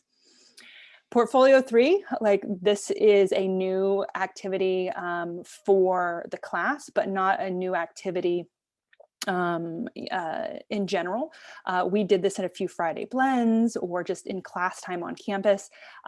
There's a magazine feature activity where we ask you guys to design a magazine cover featuring you and your work, right? So something that you're going to be known for in the future, and then write an article that would be the story on the interior part of that magazine. It is a visioning and articulation exercise where you are looking at your career 10 years in the future and say like, this is what's going to happen for me.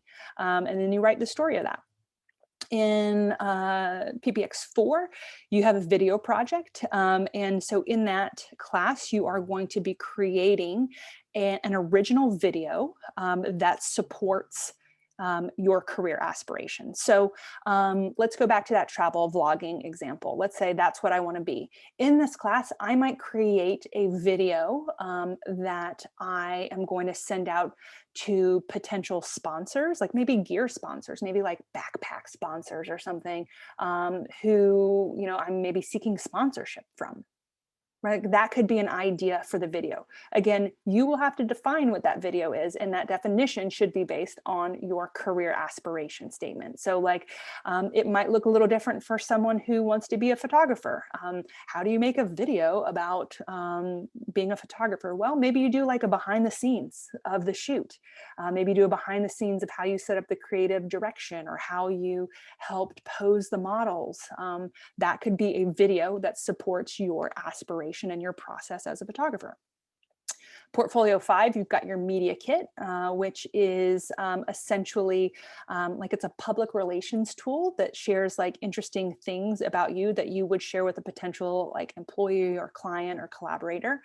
You guys always create some really fantastic stuff in your media kits. And Portfolio 6. So this is a bit of a departure. But again, yes and sort of no, right? You guys will notice that we are making a very intentional effort to speak about this class as project and portfolio. Project and portfolio experience are all the classes together. And that is because there is a little bit of a, I'll say, misunderstanding about like what what students do in portfolio, right? A portfolio, yes, is a collection of your best work. It is a curated sampling of your projects that you can point to for getting clients or getting a job to say like, this is what I can do. This is what I can do for you. But a portfolio is not necessarily a website. Okay, like let's let that sink in for a minute. A portfolio is a collection of your best work, but it is not necessarily a website. It can be a website, right? But it could also be your YouTube channel. Like if I'm a travel vlogger, it's probably my YouTube channel, right? Or maybe it's a Patreon. Or maybe it, like if I am a photographer, maybe I just like promote myself on Instagram, right? So in this project showcased in Portfolio 6, in Project and Portfolio 6, you are going to be responsible for a curation of your work in a space that makes sense for your career aspiration, right? So like a streamer, right, might not have a website. A streamer might have a Twitch page, right? Because what we're looking for here is a curated sample of your best work that showcases your skills, and then we can learn a little bit more about you. It might be a website. You guys have 2 classes in MCBS dedicated to building websites. That means that, yes, you know how to do it, and that's great. But if it doesn't make sense for you to have a website for your work, we don't want to push you or arm you into that. Like this could be a LinkedIn page. This could be a Facebook page. It could be a lot of different things. And so like here, you're going to find, again, some very intentional language about where and how you're sharing your work. And then the last thing, and you see it kind of grayed out there because this is a little bit of a spoiler alert. In July, MCBS course lineup is shifting a little bit, and we are getting a career readiness class that will take place at the end of the program. And Portfolio 7 right now is all about career readiness. So when we have a career readiness class, we will be reabsorbing Portfolio 7 into this structure. This is not live yet, and it is just sort of like in the ether at the moment. But one of the things that we're going to do for Portfolio 7 is create a legacy project. And your legacy project is something that you are going to document that showcases your skills and abilities and kind of like the thing that you want to be remembered for in MCBS. And we are going to take these legacy projects and we're going to create a digital publication with it. So like a PPX magazine that is going to showcase all of your projects. And then that magazine is going to be available to new students, right? That magazine is then going to be available to the folks coming into the very beginning of the program to inspire them, to help them see themselves in your journey. And so that's kind of like what's in the hopper. Moving forward, we want to highlight for you guys that like your deadlines in this class are Wednesdays and Sundays. Another thing that's different is there is nothing due in week 2. Nothing due in week 2. that is for a couple of reasons. One is that we want to give you time to work on your goals, right? So in week 1, you're defining this goal. Week 2, you have nothing due. There is actually a 10-day window between your due dates. And that is really designed to give you the space and the time to push forward, earlier in the month with what it is that you're trying to accomplish.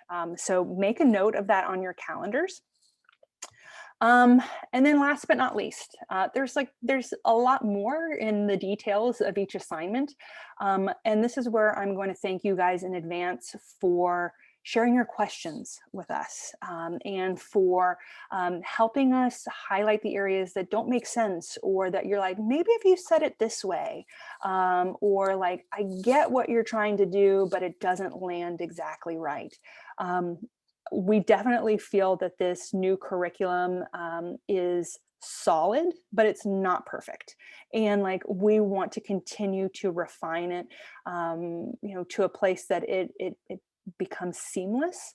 And also knowing that it's going to work for us for a certain period of time, and then we're going to rewrite it again, right? Like, maybe this is what we do for 2 years. Maybe it's what we do for 6 months.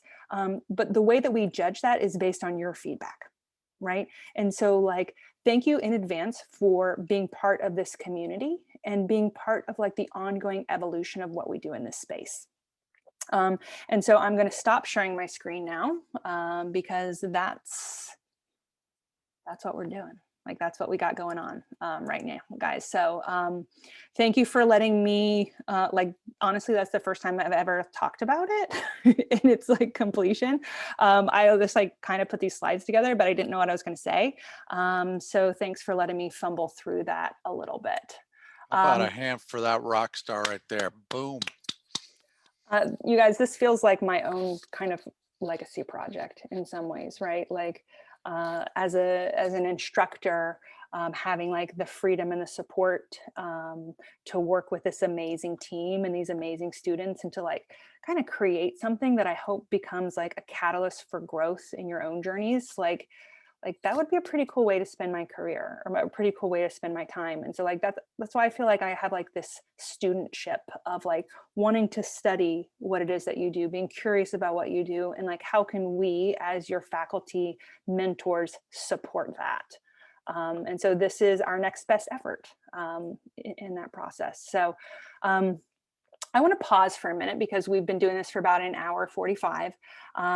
And let's take a 5-minute break because we're going to shift gears here in just a minute to the student-led student pitch project portion of the show. If you are an online student who is just joining us in this portfolio blend for the first time, one of the ways that we connect as a community every month is that students come in, and if they have an idea for a project that they want to work on, they pitch it to the group, and they get like people who are like into the same thing, or who want to collaborate on it. Like, you guys connect, and then you figure out, like, you work on something together for the month, right?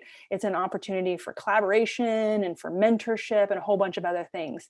And then what you would do is you sign on to a project. If you pitch a project, then you are the project manager for the month. And it is a way for us just to kind of connect across all of these like digital boundaries. So let's circle back here at 11:48, right? And then Roxanne is totally going to walk us through the next part of the show because she is excellent at it. All right, so 5 minutes, come on back here, get your coffee, go to the bathroom, and we'll rock and roll.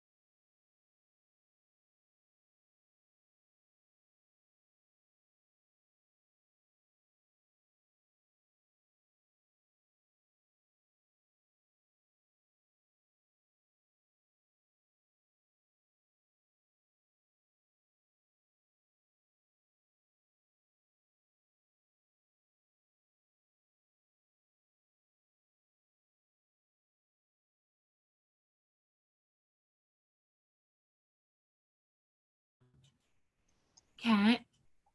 Hey.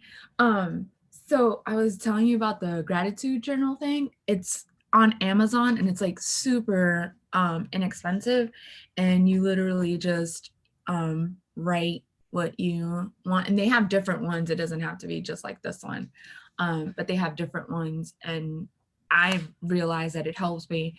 Sometimes I do it in the morning and sometimes I do it at the end of the day. So hopefully that helps. Thanks for that, Catherine. I'm like literally putting it on my Amazon list right now. I just wrote happening. it down. I just wrote it down. Yeah, I've never hit it, so you guys probably already know. I suffer from depression issues, and it's definitely helped me like hone in just the little things and sometimes the big things too. So I've been doing it for 2 years, and I think I actually heard it in the beginning of school that somebody had mentioned it, and it's helped me a lot. So that's awesome. And I'm loving your logo, by the way, Catherine. It's really cool. Yeah. Thank you. I will also share like one of the things that I did during my sabbatical was like, I say sabbatical, you guys, but it's like my annual leave. But like you, I have a lot of like goals, desires, projects like outside of being a teacher. And so I wanted to push forward with some of those goals. It was almost like I was in my own portfolio month. But I also like, there's things that I wanted to do, but I also knew that like, I didn't want to get down on myself about like not accomplishing some great giant thing. And like finding that middle ground between like feeling my motivation, but also like honoring my process and honoring like the actual time that it takes to make something cool. So I started a seed journal, and what that is, and I just made that name up for what I was trying to do, was that I wanted to plant a seed every day towards like one of my goals, right? And so like, it was like, what is the small thing that I did today that I can look back on to say like, I didn't waste this day, like I planted a seed. And so like, that was one way that I kind of held myself accountable during that time in a way that wasn't like cracking the whip on myself, but also just like acknowledging that like sometimes you plant seeds and you got to nurture them for a while before they grow into anything. You know what? I think Brittany's going to have a cover design for that by the end of this session, and somebody else is going to be marketing this, and that sucker's going to be on Amazon next week. Know, right? This is really good. I like that idea. Like, why not? Yeah, that's actually do it. Yeah, Trademark last portfolio and this portfolio, I've struggled with that, where it's like the overnight thing. And I don't know why I've got that in my head where it's like, you know, I'm gonna wake up and overnight I'm gonna have the job that I want, or I'm gonna have the it's not even so much like the social media following, because I'm not of that era. And then I also noticed too that I need some type of outside affirmation when I'm like, why? When I have my own voice. So I redid my vision board to be more self-positive to myself. So it's funny that you said that seed journal. I'm actually going to start doing that as well, because I don't know, like from last portfolio to this one, I've just been on this weird roller coaster where it's like, well, why haven't I achieved what I want to achieve? Well, what have I done to achieve what I need to achieve, you know? So thank you for that. Thank you for it. Like, awesome, Catherine. Yeah.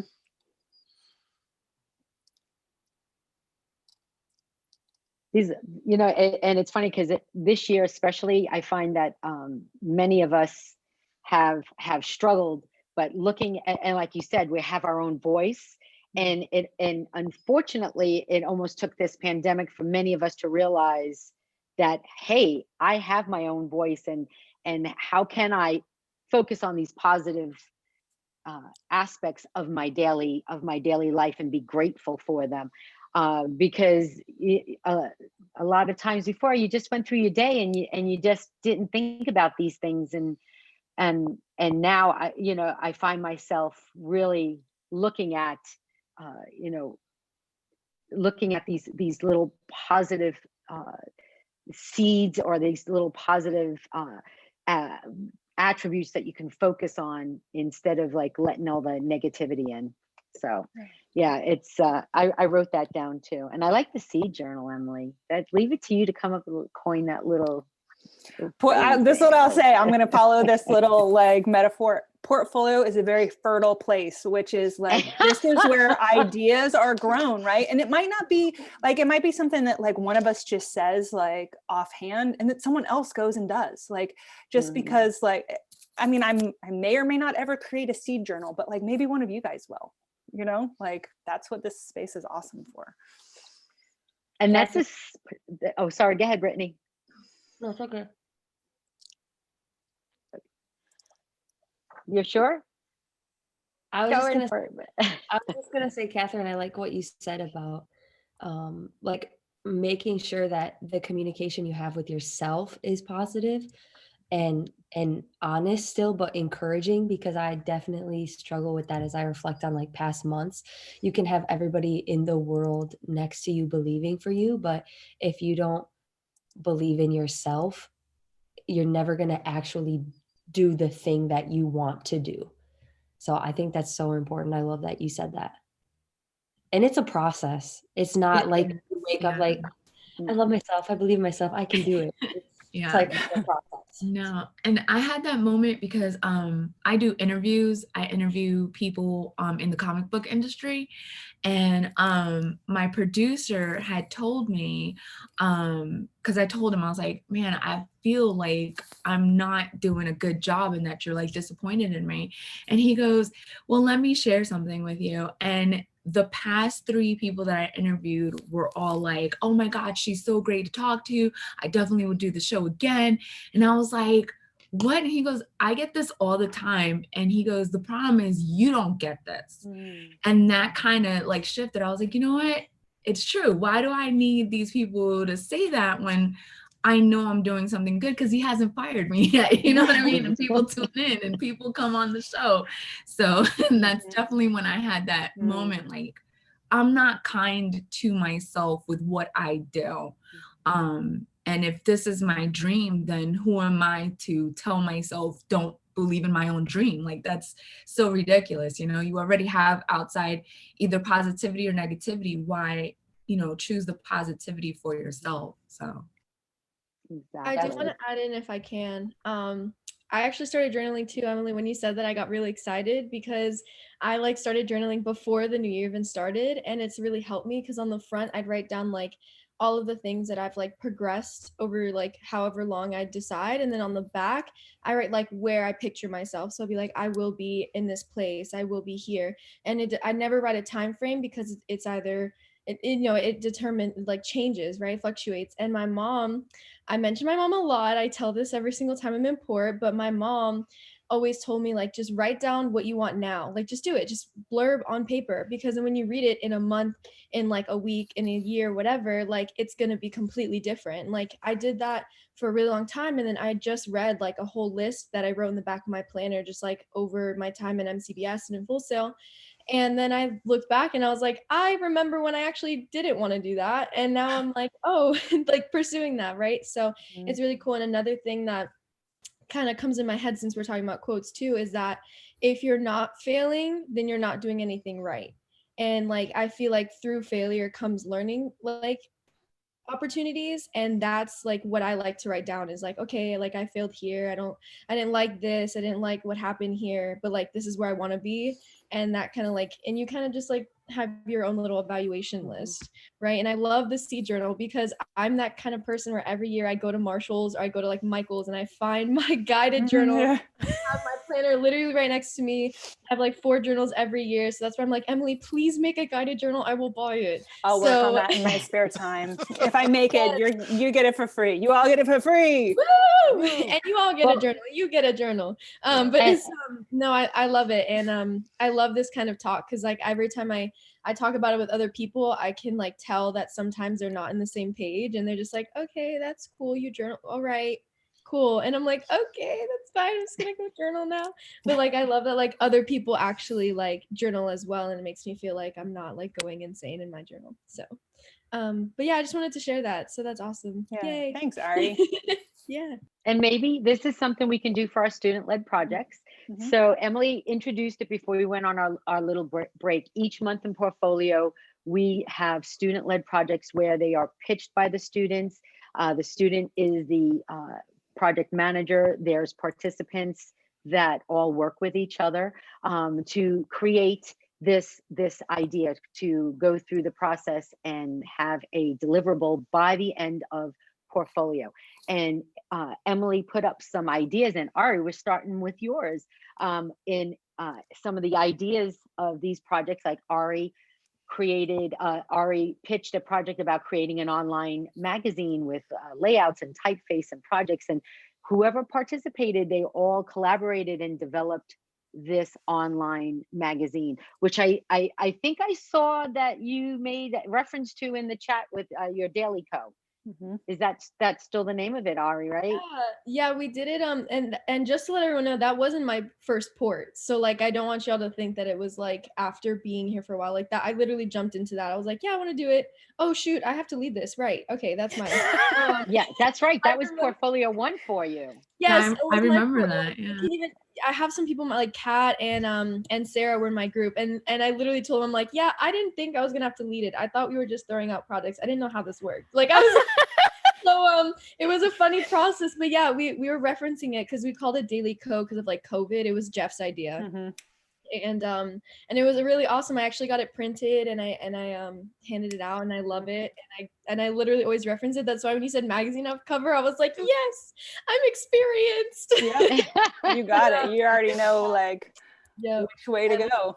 It was so fun. I would totally do it again. That's why we're like issue 2021. 2021.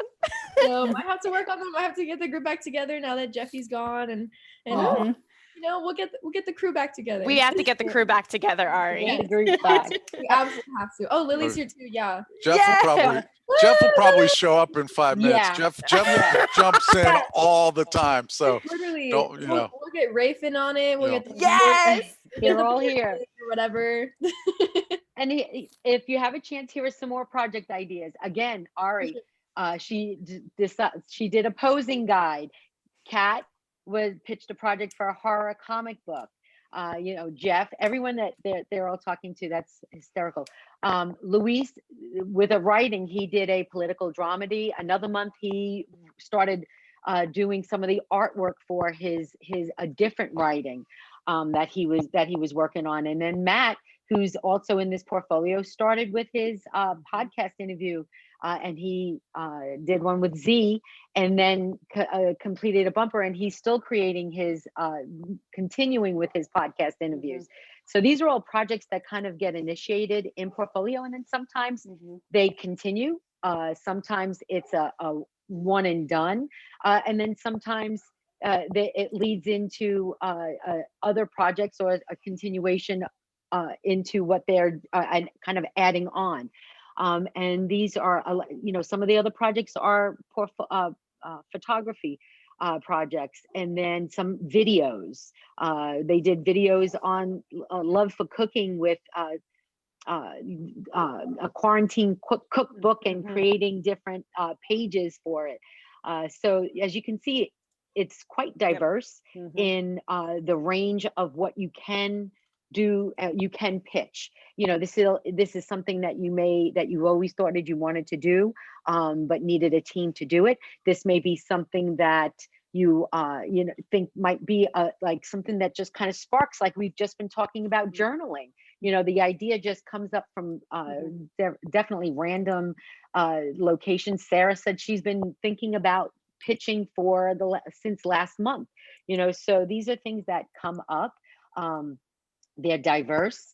There's no set parameters, but it gives you the opportunity to develop skills, not only in like Emily was talking about earlier, soft skills, but also hard skills, some of the technical skills, some of the soft skills like communication, collaboration, and then some of the kind of position roles like project manager, editor, things that you may kind of want to dive into, but don't know where to gain the experience, this is the opportunity to gain the experience. What are some of the other projects? Let's see, what else do we have? Yes, and this where Eleni was developing this merch and apparel design, that was for Full Sail, and she's actually worked on it again in December. I think she was back in December, and she's actually working with Platinum now. So this is a project that every time she came to Portfolio, she kind of went to that next level. So again, these are all different types of ideas that it's endless. So if you'd like to kind of ask any questions or take a few minutes to kind of think of some projects that you'd like to pitch, I know Sarah's ready to go. So we can, give you a minute or two if you have questions, and then we'll start with Sarah.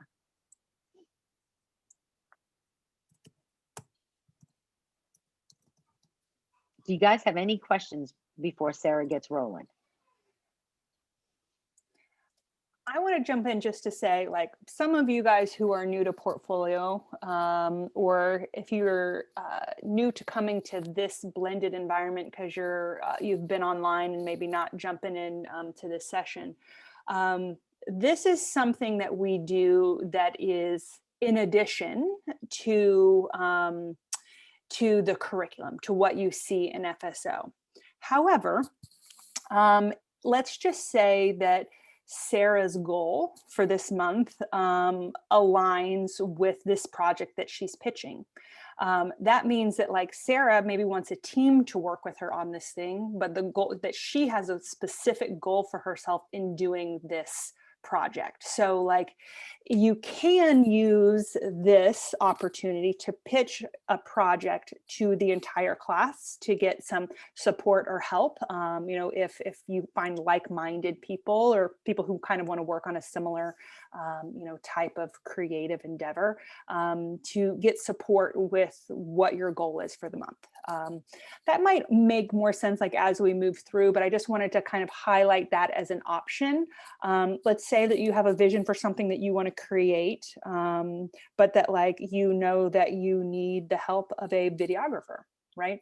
And maybe, like, there's someone in here who's a great videographer or video editor, who doesn't want to plan their own project, but just who wants to, like, practice video editing. Like, that could be a good, like, collaboration or a good team. So, just a little bit more context to help you understand this as an opportunity to, like, build a team around an idea.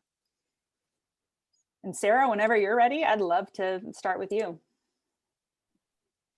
All right, I did actually have a question. So as I'm trying to plan out the deadlines and everything, when are the group final presentations? Like, is that the last Tuesday of the class or the last Thursday? Okay, I'm gonna write that down. And so for those of you who are regular attendees to this session, on the Tuesday of week 4, students have an opportunity to present in class their process presentation. And then students have an opportunity on the Thursday to present any group projects or things that you've been working on. It's just really celebratory, where you guys get a chance to share kind of all that you accomplished together. All right, so I do have a presentation, like a couple of slides. Yes, so I'm stopping my share right now. Thank you.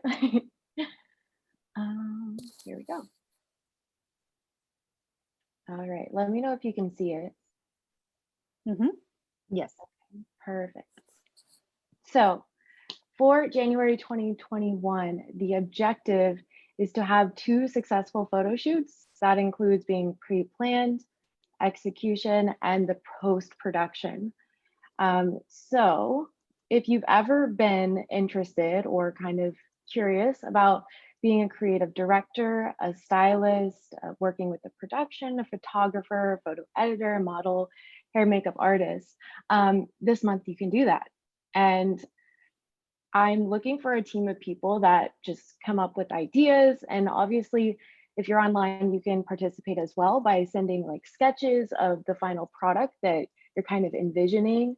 And then people that are on campus are able to meet will be able to just meet for those 1 days of the photo shoot.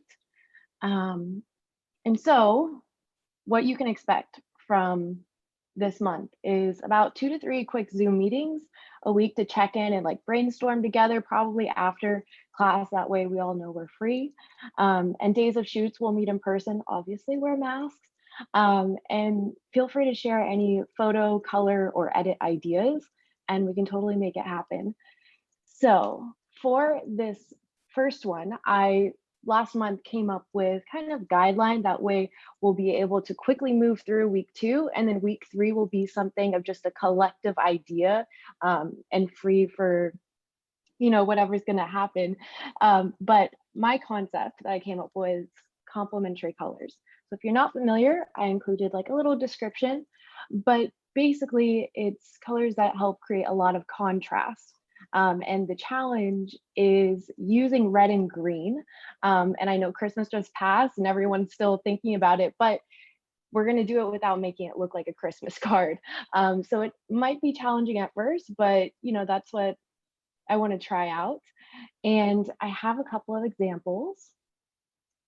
So first, I'm going to reference the movie Amélie. It's a French movie. If you've ever seen it, almost every scene incorporates red and green, and it doesn't remind me of Christmas at all.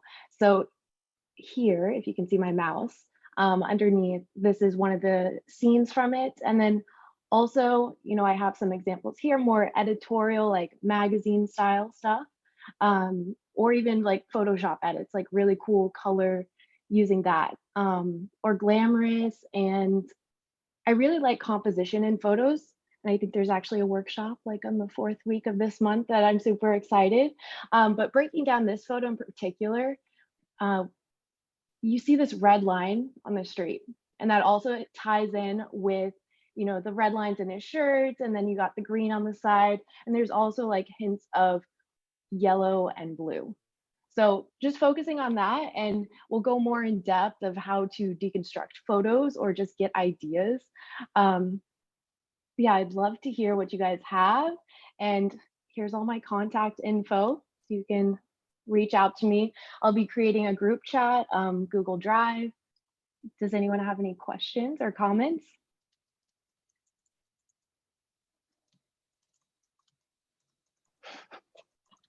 I just have like a general awe and appreciation for the way that you presented this project, because I think you painted like a crystal clear picture of what you want to accomplish and how people can plug in. And so like, while you know, I just want to kind of put this out there that like Sarah and I have been in conversation all throughout December about her wanting to complete this project and then wanting to pitch it to you guys. She knew that she wanted to do this, so she came prepared today with this.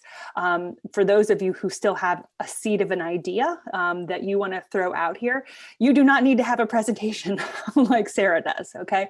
Like, she has been planning this for some time, and some of you are just hearing about this as an opportunity literally 5 minutes ago. And so like, I don't want that to, you know, prevent you from starting with just like throwing an idea or brainstorming an idea out there with the group. So like, would love to hear what anybody else maybe wants to work on or like create some like support or community around. Yeah, and I've never led a project, so that's kind of why I was so excited. Love it. I was pre-planning, and yeah, it just came out of the blue. So, and also having presentation helps me. I did it for myself, not to impress, but thank you all. I'm so appreciative of that, because like, you know, if this is if this is your first but not your last portfolio class, like next time you come in and maybe you have an idea, maybe it's not this month, maybe it's a future month. I just think that there's a really effective way to communicate your idea, Sarah, and the opportunity that you are putting out there for students to join you on like this creative journey. Yeah. And I just want to say, like, it really you can get as much out of this class, whether you pitch a project or just participate. It's really just finding a way for something that clicks for you. And it could be a smaller scale project, and there's so many different ways. Like Rox showed all those different examples. So we kind of leapt into the student-led project thing about a year ago, or maybe a little over a year ago, but we started really just giving you guys the chance to design all the projects on your own, as opposed to us going like, hey, we're all going to do this one thing and maybe do it in groups and compete. And it's been remarkably consistent how often we're just pleasantly surprised, not only at just the idea, but also then like, okay, 4 weeks later, what happened? How did this actually go? And like how much cool stuff gets done. It's such a great opportunity. So even if something doesn't spark for you right away, and when we come back on Thursday, we usually kind of have a little bit of a second chance round if anybody wants to float another project out there, or people that maybe weren't able to join us on the first session that can come back. So may take a little minute for something to come up for you, but take some time now if you can to see if there's something that maybe that's something that's a little stuck for you, but that just can use a little collaboration. Some examples of that, like we had a student who works on a gym with her husband. This was actually, I think, a campus collaboration, but she runs a gym with her husband, and they were just like in a stuck place in terms of marketing and reaching out for her business, right? So like she put out a project to help create basically like a marketing campaign for that gym, which was just put like 5 people on a project that she was stuck on. And it really opened up a whole lot of possibilities for her and that business. And it was a great way for people to just practice being a professional. So yeah, it's not your business, it's her business, but you basically got hired, so you be able to go through the motions in a meaningful way, helping somebody, but really going through the motions of like, okay, so what if I got the gig to do this? Like Norman was saying, like just picking up some gigs for a new market, just getting some reps, so maybe that may spark something for you, but you may have a project that's just kind of been incubating and maybe just could use a few hands to help you bring it to life. I want to just sorry, Roxanne, this is no, go ahead. For those of you who are kind of new into this space too, like I kind of gave you the warning that this is interactive and all of that, but this is where I cold call on some people, just because I'm curious like what they're thinking. And that first person is you, Malia. I knew it. I knew you knew it. And so I didn't want to disappoint. I knew you were going to call me. I was like, she's going to call me. She's going to call me. I bet you she's going to call me. And then you called me. And I was like, I knew it. I don't know. Cause like, I'm trying to think. Cause like, I talked to you about this. Like I have that one class this month, like cultural studies. Kind of weird. Like not like, I don't know if the class is weird or not, but like. Yeah. That you have 2 at a time. Yeah, so it's like unusual for like portfolio, like to basically portfolio, like everyone knows that you only have portfolio and then the career module thing. But yeah, like I don't know what but like I've got assignments due for that. I just don't want to like commit to something, and then like not be able to give it my all. I don't know. I'm thinking. I've been thinking like a lot with film and everything. I know like once I get back down and everything, Rafe and I are gonna hang out and we're gonna safely hang out, and we're gonna do some film, like actual like film camera stuff. I don't know though. I don't have any ideas. That's okay. It's okay. Like part of this is just like exploring that space, right?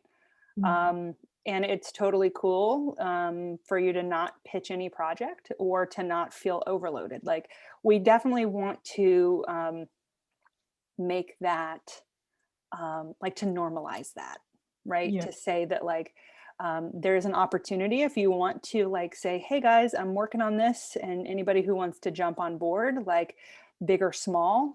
You know, it might be that like maybe Sarah's doing this project, and it's easy to point to because there's an example, right?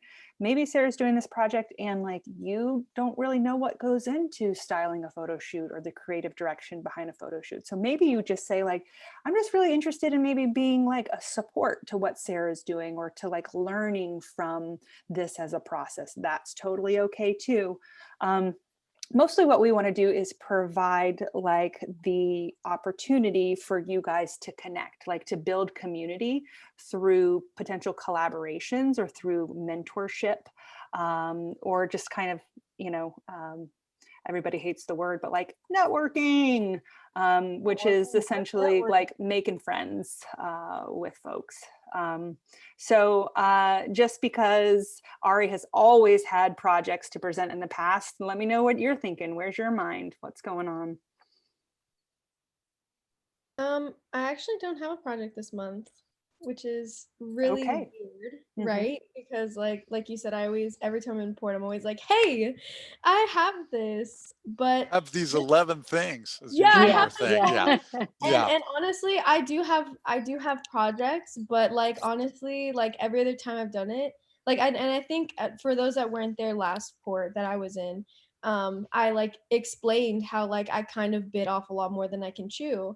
And so this month I kind of made it a goal for myself, which won't be my main goal for the month, but like my personal goal just for myself is to kind of like know my limit and not always say yes, because I get, like I said last time too, I get really excited about everything and I'm like, ooh, I like this and I like this and I like this, but then I'm like, wait, I'd rather take one thing and give my full attention to this one thing than try and take a little bite of everything and then like ruin it for myself, and then now there's all these like all this pain, right? So so this month I was like, okay, well, I have all these projects, but I'm just gonna write it out and see if I like any projects that I can just hop on and maybe just kind of like take a break and really just like have fun and take this time that, you know, take this time that like I'm able to work and do the things that I want to do and kind of like be able to use that time to focus on myself and what I need to focus on.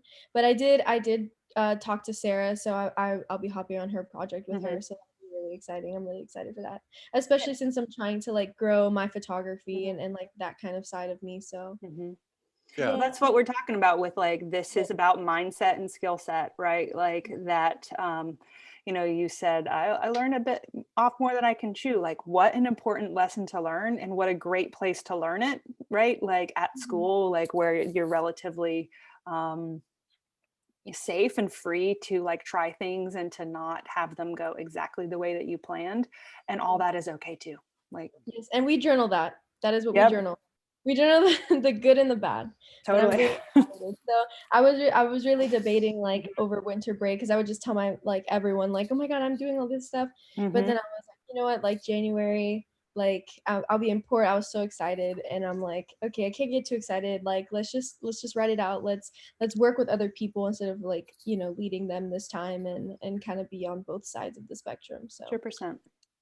But I was going to actually recall what you said at the beginning, that you led your first project your first time that you were in port, right? So I do want to encourage those of you that are new to this experience that you don't have to be an expert leader, or you don't have to have seniority in here to pitch a project. So I just want to reiterate that, as much as Ariana's taken time to kind of relax, so she did jump in early in her experience in here. So that's totally cool. And the other thing I want to suggest is maybe some of you, like maybe Catherine, Matt, you know, you've got some projects that you're cooking.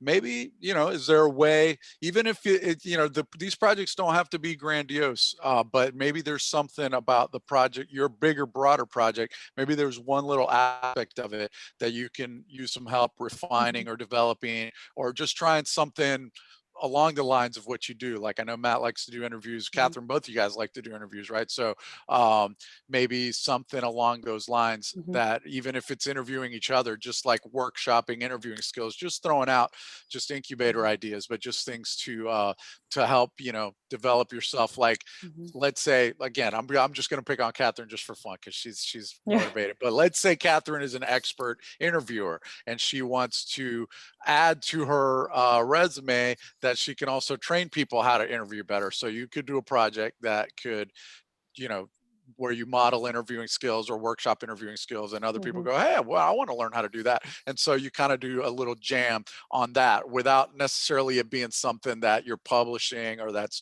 for your main client or something like that, a little sidebar. So no pressure. You don't have to pick it. Those are seeds. You don't have to pick them up, but just those kinds of things. Again, Matt, you know, maybe something like along those lines might work with what you're doing. Anybody else? There's just a couple of you guys that I'm just thinking about, just based on some of the stuff that you've been sharing, but it could go for anybody. So again, it doesn't have to be a grandiose thing where you're storming the castle and like making this massive production. It could really just be like a little skill building workshop where you're trying to do something on a smaller scale.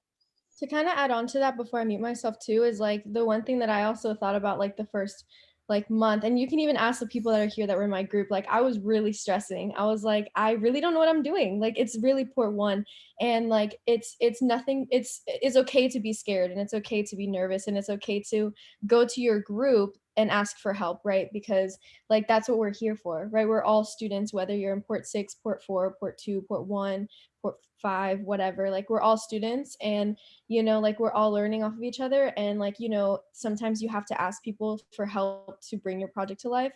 And that's why I kind of was like a little calmer in the end. I think that's why I took on so many projects port 2, because I was so comfortable in port 1 like in the end. So but yeah, I think that's just the one thing to take away too, is that like, you know, like just put yourself out there and just jump, and then you won't know like what will happen. And if it's good, awesome. If it's not, then you know what not to do next time, right? So that's why that's probably why I just took on way too much port 2. But port 1 is no excuse to ever like, you know, feel like you can't do anything. You know, just jump in there and do it. Absolutely. Words of wisdom. Go ahead, Kat.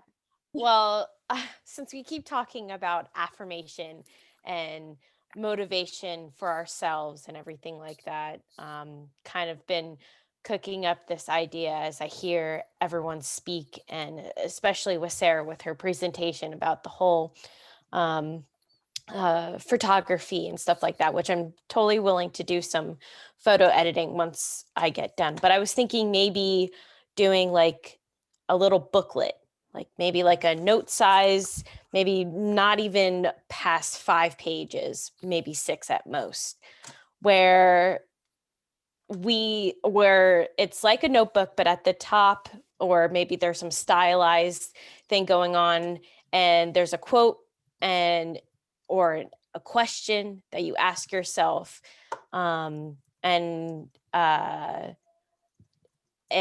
you know, just reaffirms yourself and gets you into the mindset of how you're feeling today. And then maybe at the end of the day, there's another section and you explain how your day went. So your expectations for the beginning of the day, and then your expectations at the end of the day. So maybe 7 days. So it would be 7 pages. A question for the beginning, a quote, and a question for the end. And you guys could totally cook that up and come up with a business plan for that and sell it also. Like literally. I mean, like again, you could just elevate it if you design something and it's really clean and professional. That's what people do, you know? So then you'd have to figure out like, okay, well, who owns this, or how do we structure this?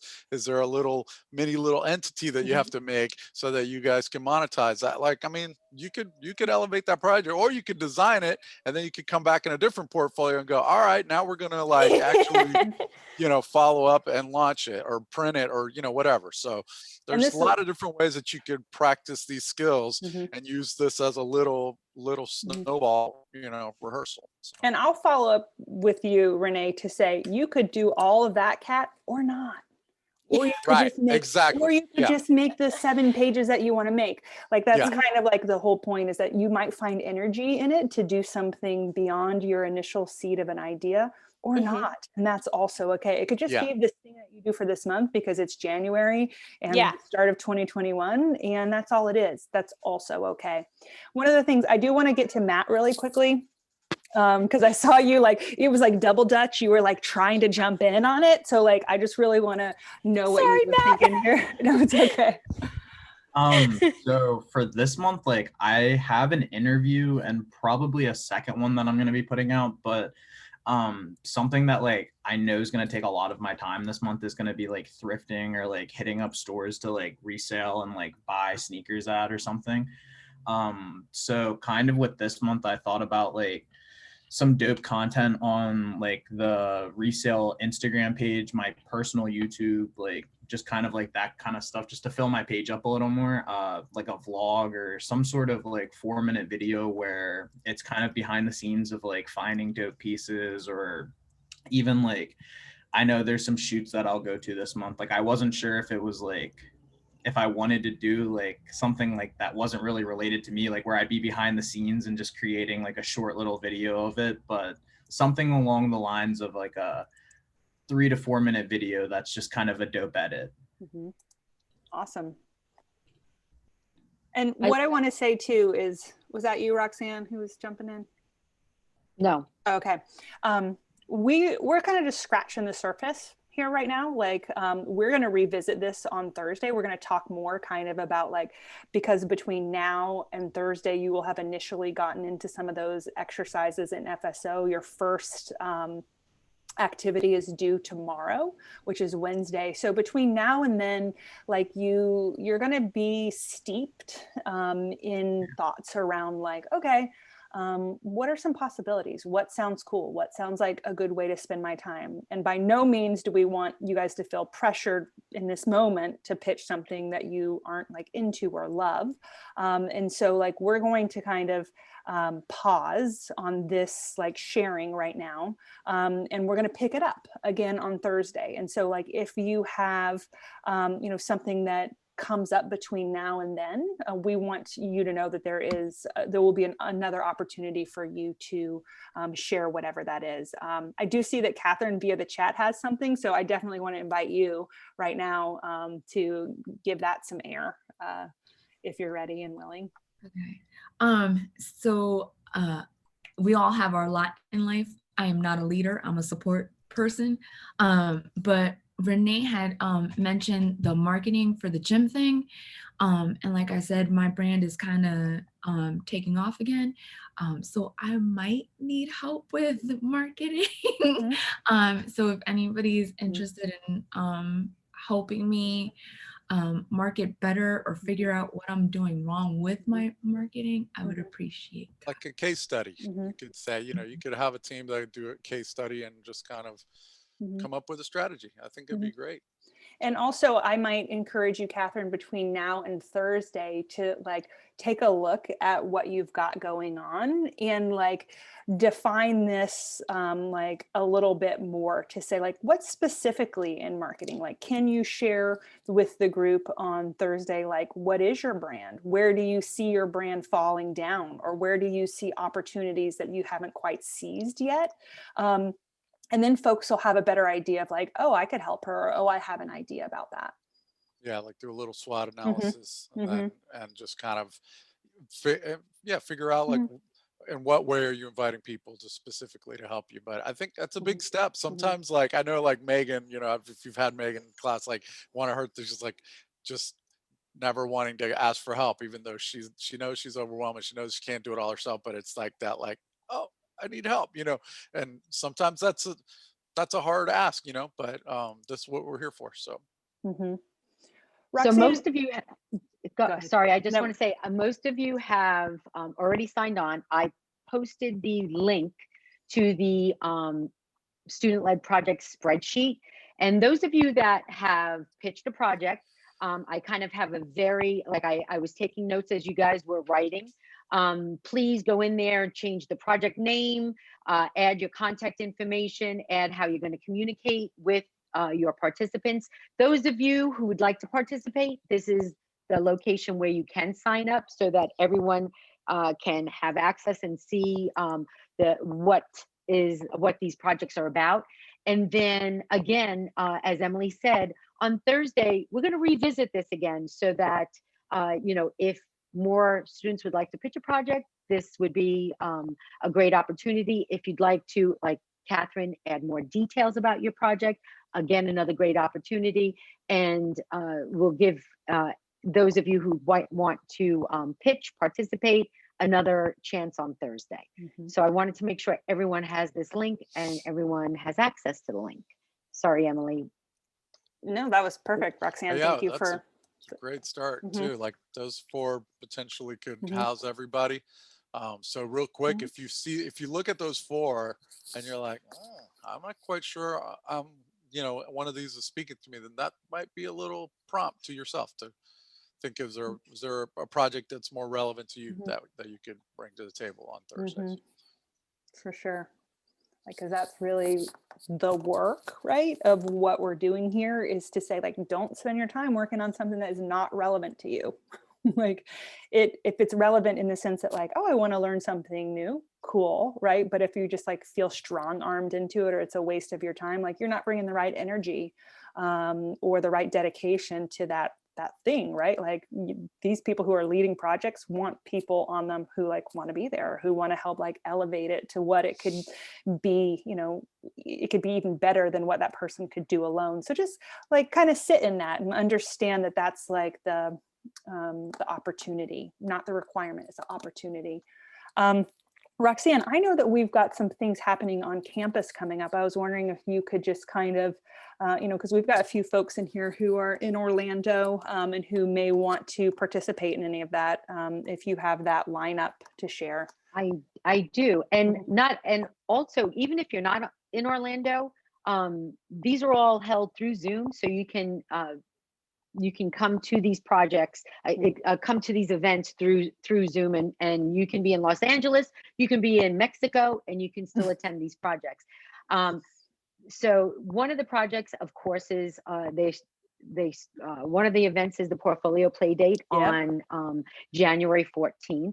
And these are all located on the We Are MCBS website. So we have that event. And then we have an alumni spotlight with Lexi on January 22nd, where she is she's going to kind of take you through creating a style guide that's geared towards creating successful social media content, and not only the strategy, but the implementation of it. So she's going to share her experiences with that.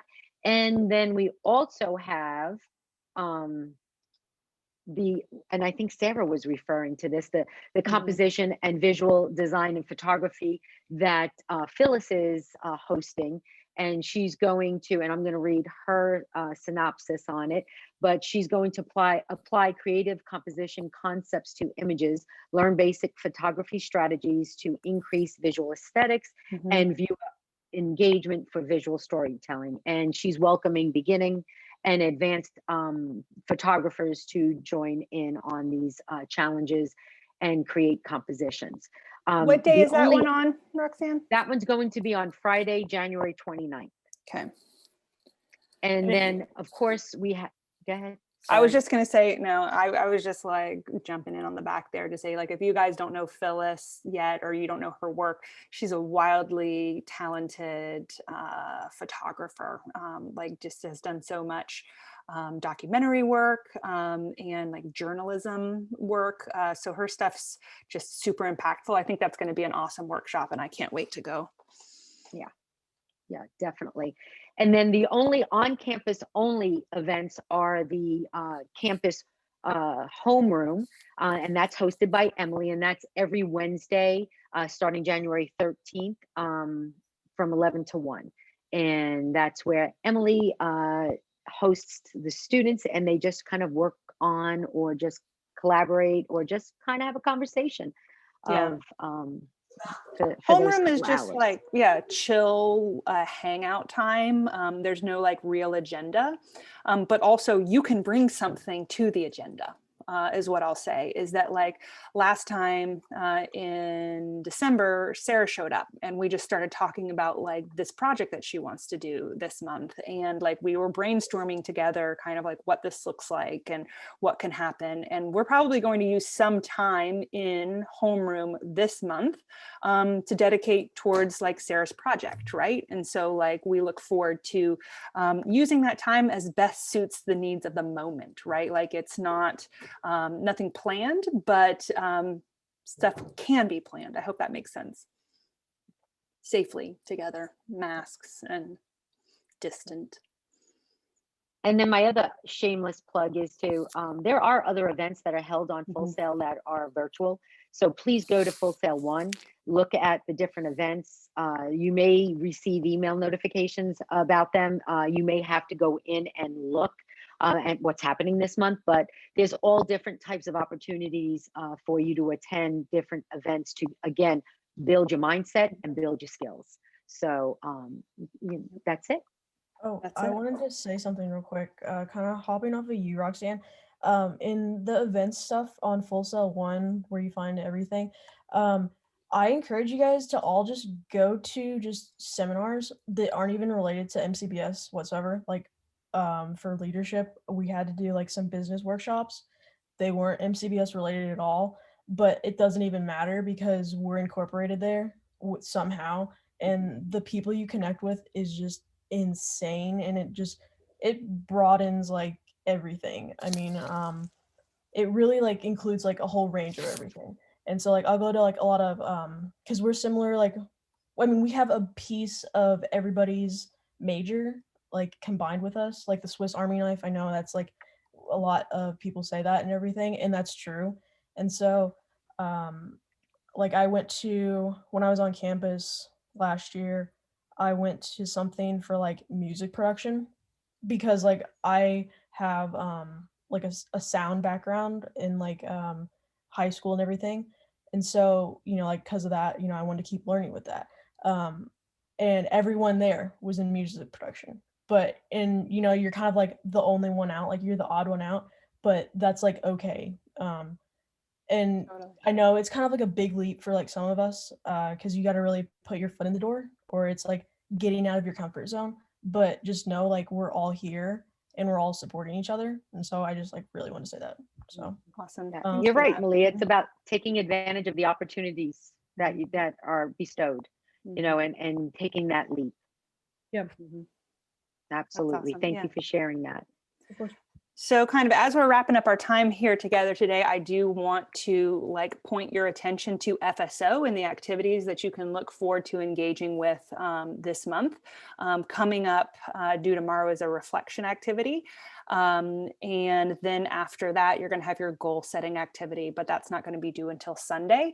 I encourage you to get in there and read everything just so you know like what you have to do, right? So like instead of like looking 24 hours, maybe less than that before the assignment is due, like just get a lay of the land so you can plan your time out accordingly. And again, like show up for yourself this month in a meaningful way.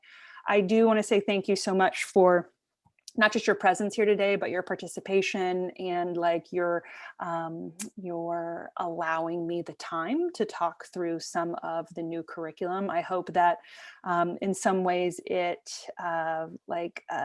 gave you that 30,000 foot perspective of the thought process and the intention and its design. And that so like if you're early in the program, you can kind of see the trajectory and the time and the steps that you have available to get yourself where you want to go to. So I'm going to pass it on to Roxanne and Renee and Swanee to say goodbye or to add any things, but I just want to let you know that I'm grateful for this as a start to this class and a grateful start to the new curriculum. And I'm excited to see where this goes. Yeah, absolutely. Same here. And I'll see you all on Thursday. Hopefully looking back at that spreadsheet, see you know, a couple of participants, see a few more projects, and we'll talk about it again on Thursday. Yeah. Ray, I see you in the chat. It's good to have you from LA, man. Nice. All you online folks. It's really, really good to have you here. We got a lot of regulars in here, but it's good to have some new faces and share what we do. Yeah, cool. Same for me.